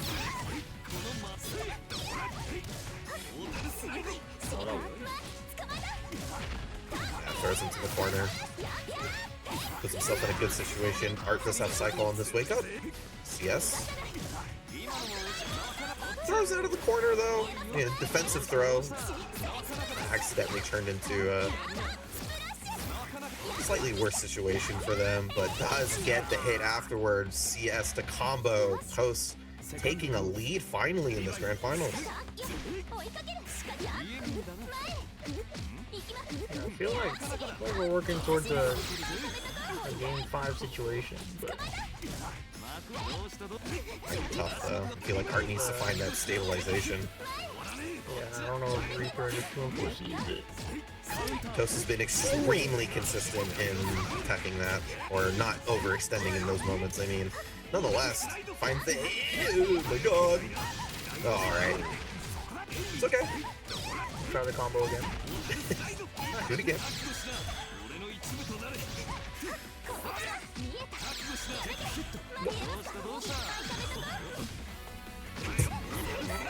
Did you do that to beat force? Maybe it surely missed it, but anyways. Yes, boy. 2B sync, 2B no cancel into assault. Yeah, he's been playing around that spacing very, very well. That 2B has been a extremely strong tool for Art.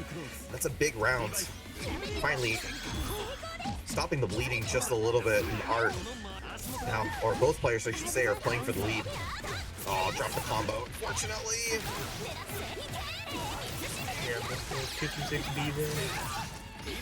Just enough time for cycle. Wow, what a steal. That's the last moment. That is so funny that I just watched Rusty Nail just like completely ignore fish.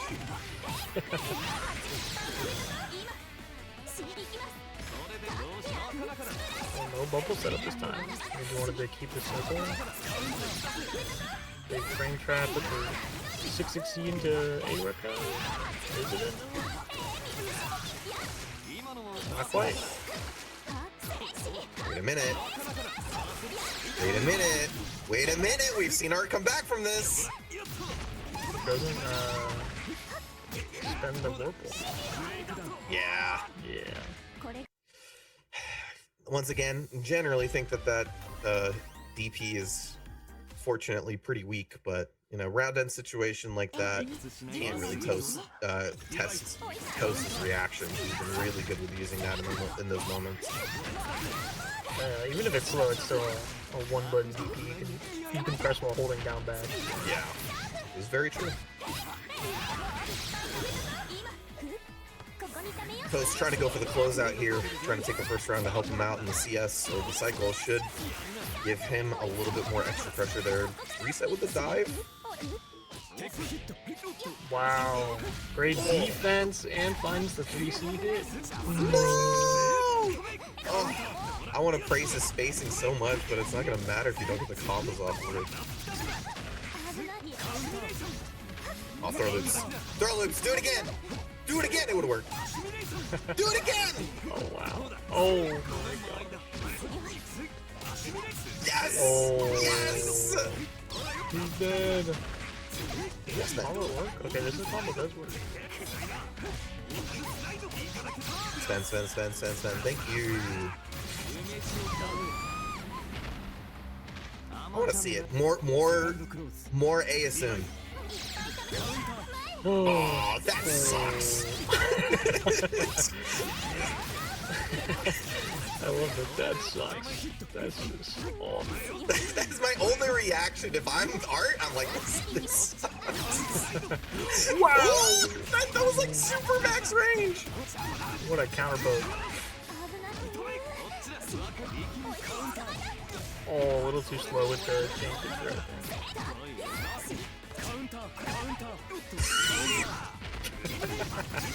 Alright, Art takes advantage of the moment. I mean, it's the one that comes out on top, and I think using that 2-2C to time out the rest of the grid break.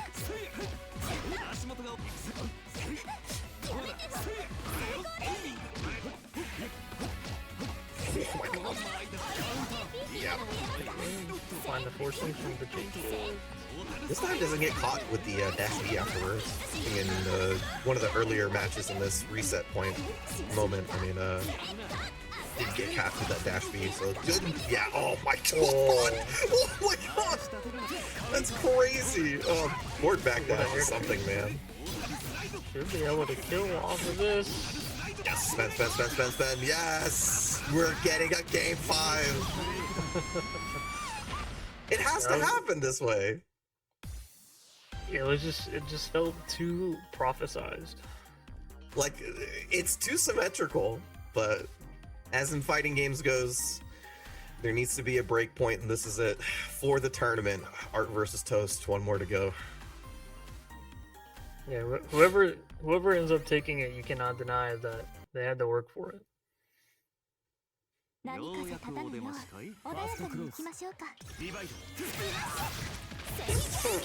Wow.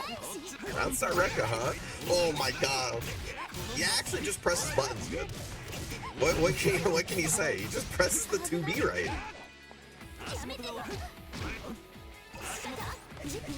What? Wow, that connected.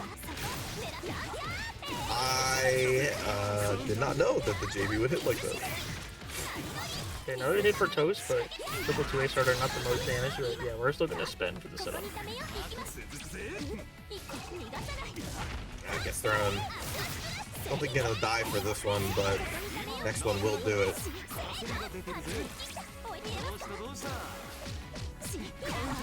Nice, yeah. A little bit of the stagger pressure there, and opens up with the frame trap. Toast, tournament point here. I should mention, although, by the way, the structure from Toast on that final set, using the CS first to take the 200 meter into the final round. Yeah, good position to win it all in terms of resources. Nice 3D to get out of the corner, too. You get the shield on this old JB. Kind of punish, but still get the hit. Oh, it could not be better for Art. Oh, my goodness. Oh, wait a minute. Wow. You still got to worry about the wake up. He presses the 2A. I can't believe it. Oh, and he gets the value out of the veil off. That's huge for Toast. Right into Art's loving arms, though. Gets the throw on his own wake up IW to close it out. And we would have to expend all of our meter to go into the final round. Now we're close to both players being at no meter, but that first hit, yeah, we're definitely going to build up to 100 now. Good momentum for Art here. No meter on Toast side for a VO. Throws towards the corner. Doesn't hit a combo because he's not there, but now we have the positioning.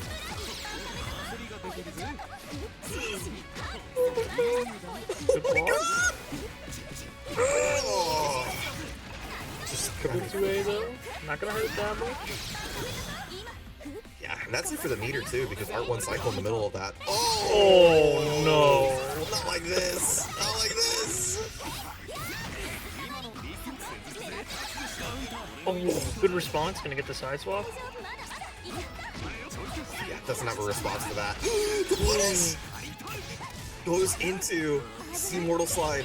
Run up, the veil off. Is he gonna get time to use any of it? No, it's too little. Oh, good defense. All but no shield for the cycle. Doesn't bite on that 2C. Good patience from Toast. Oh, I see Ryu run a throw. One throw kills. I don't think the sim kills, but I think a throw does.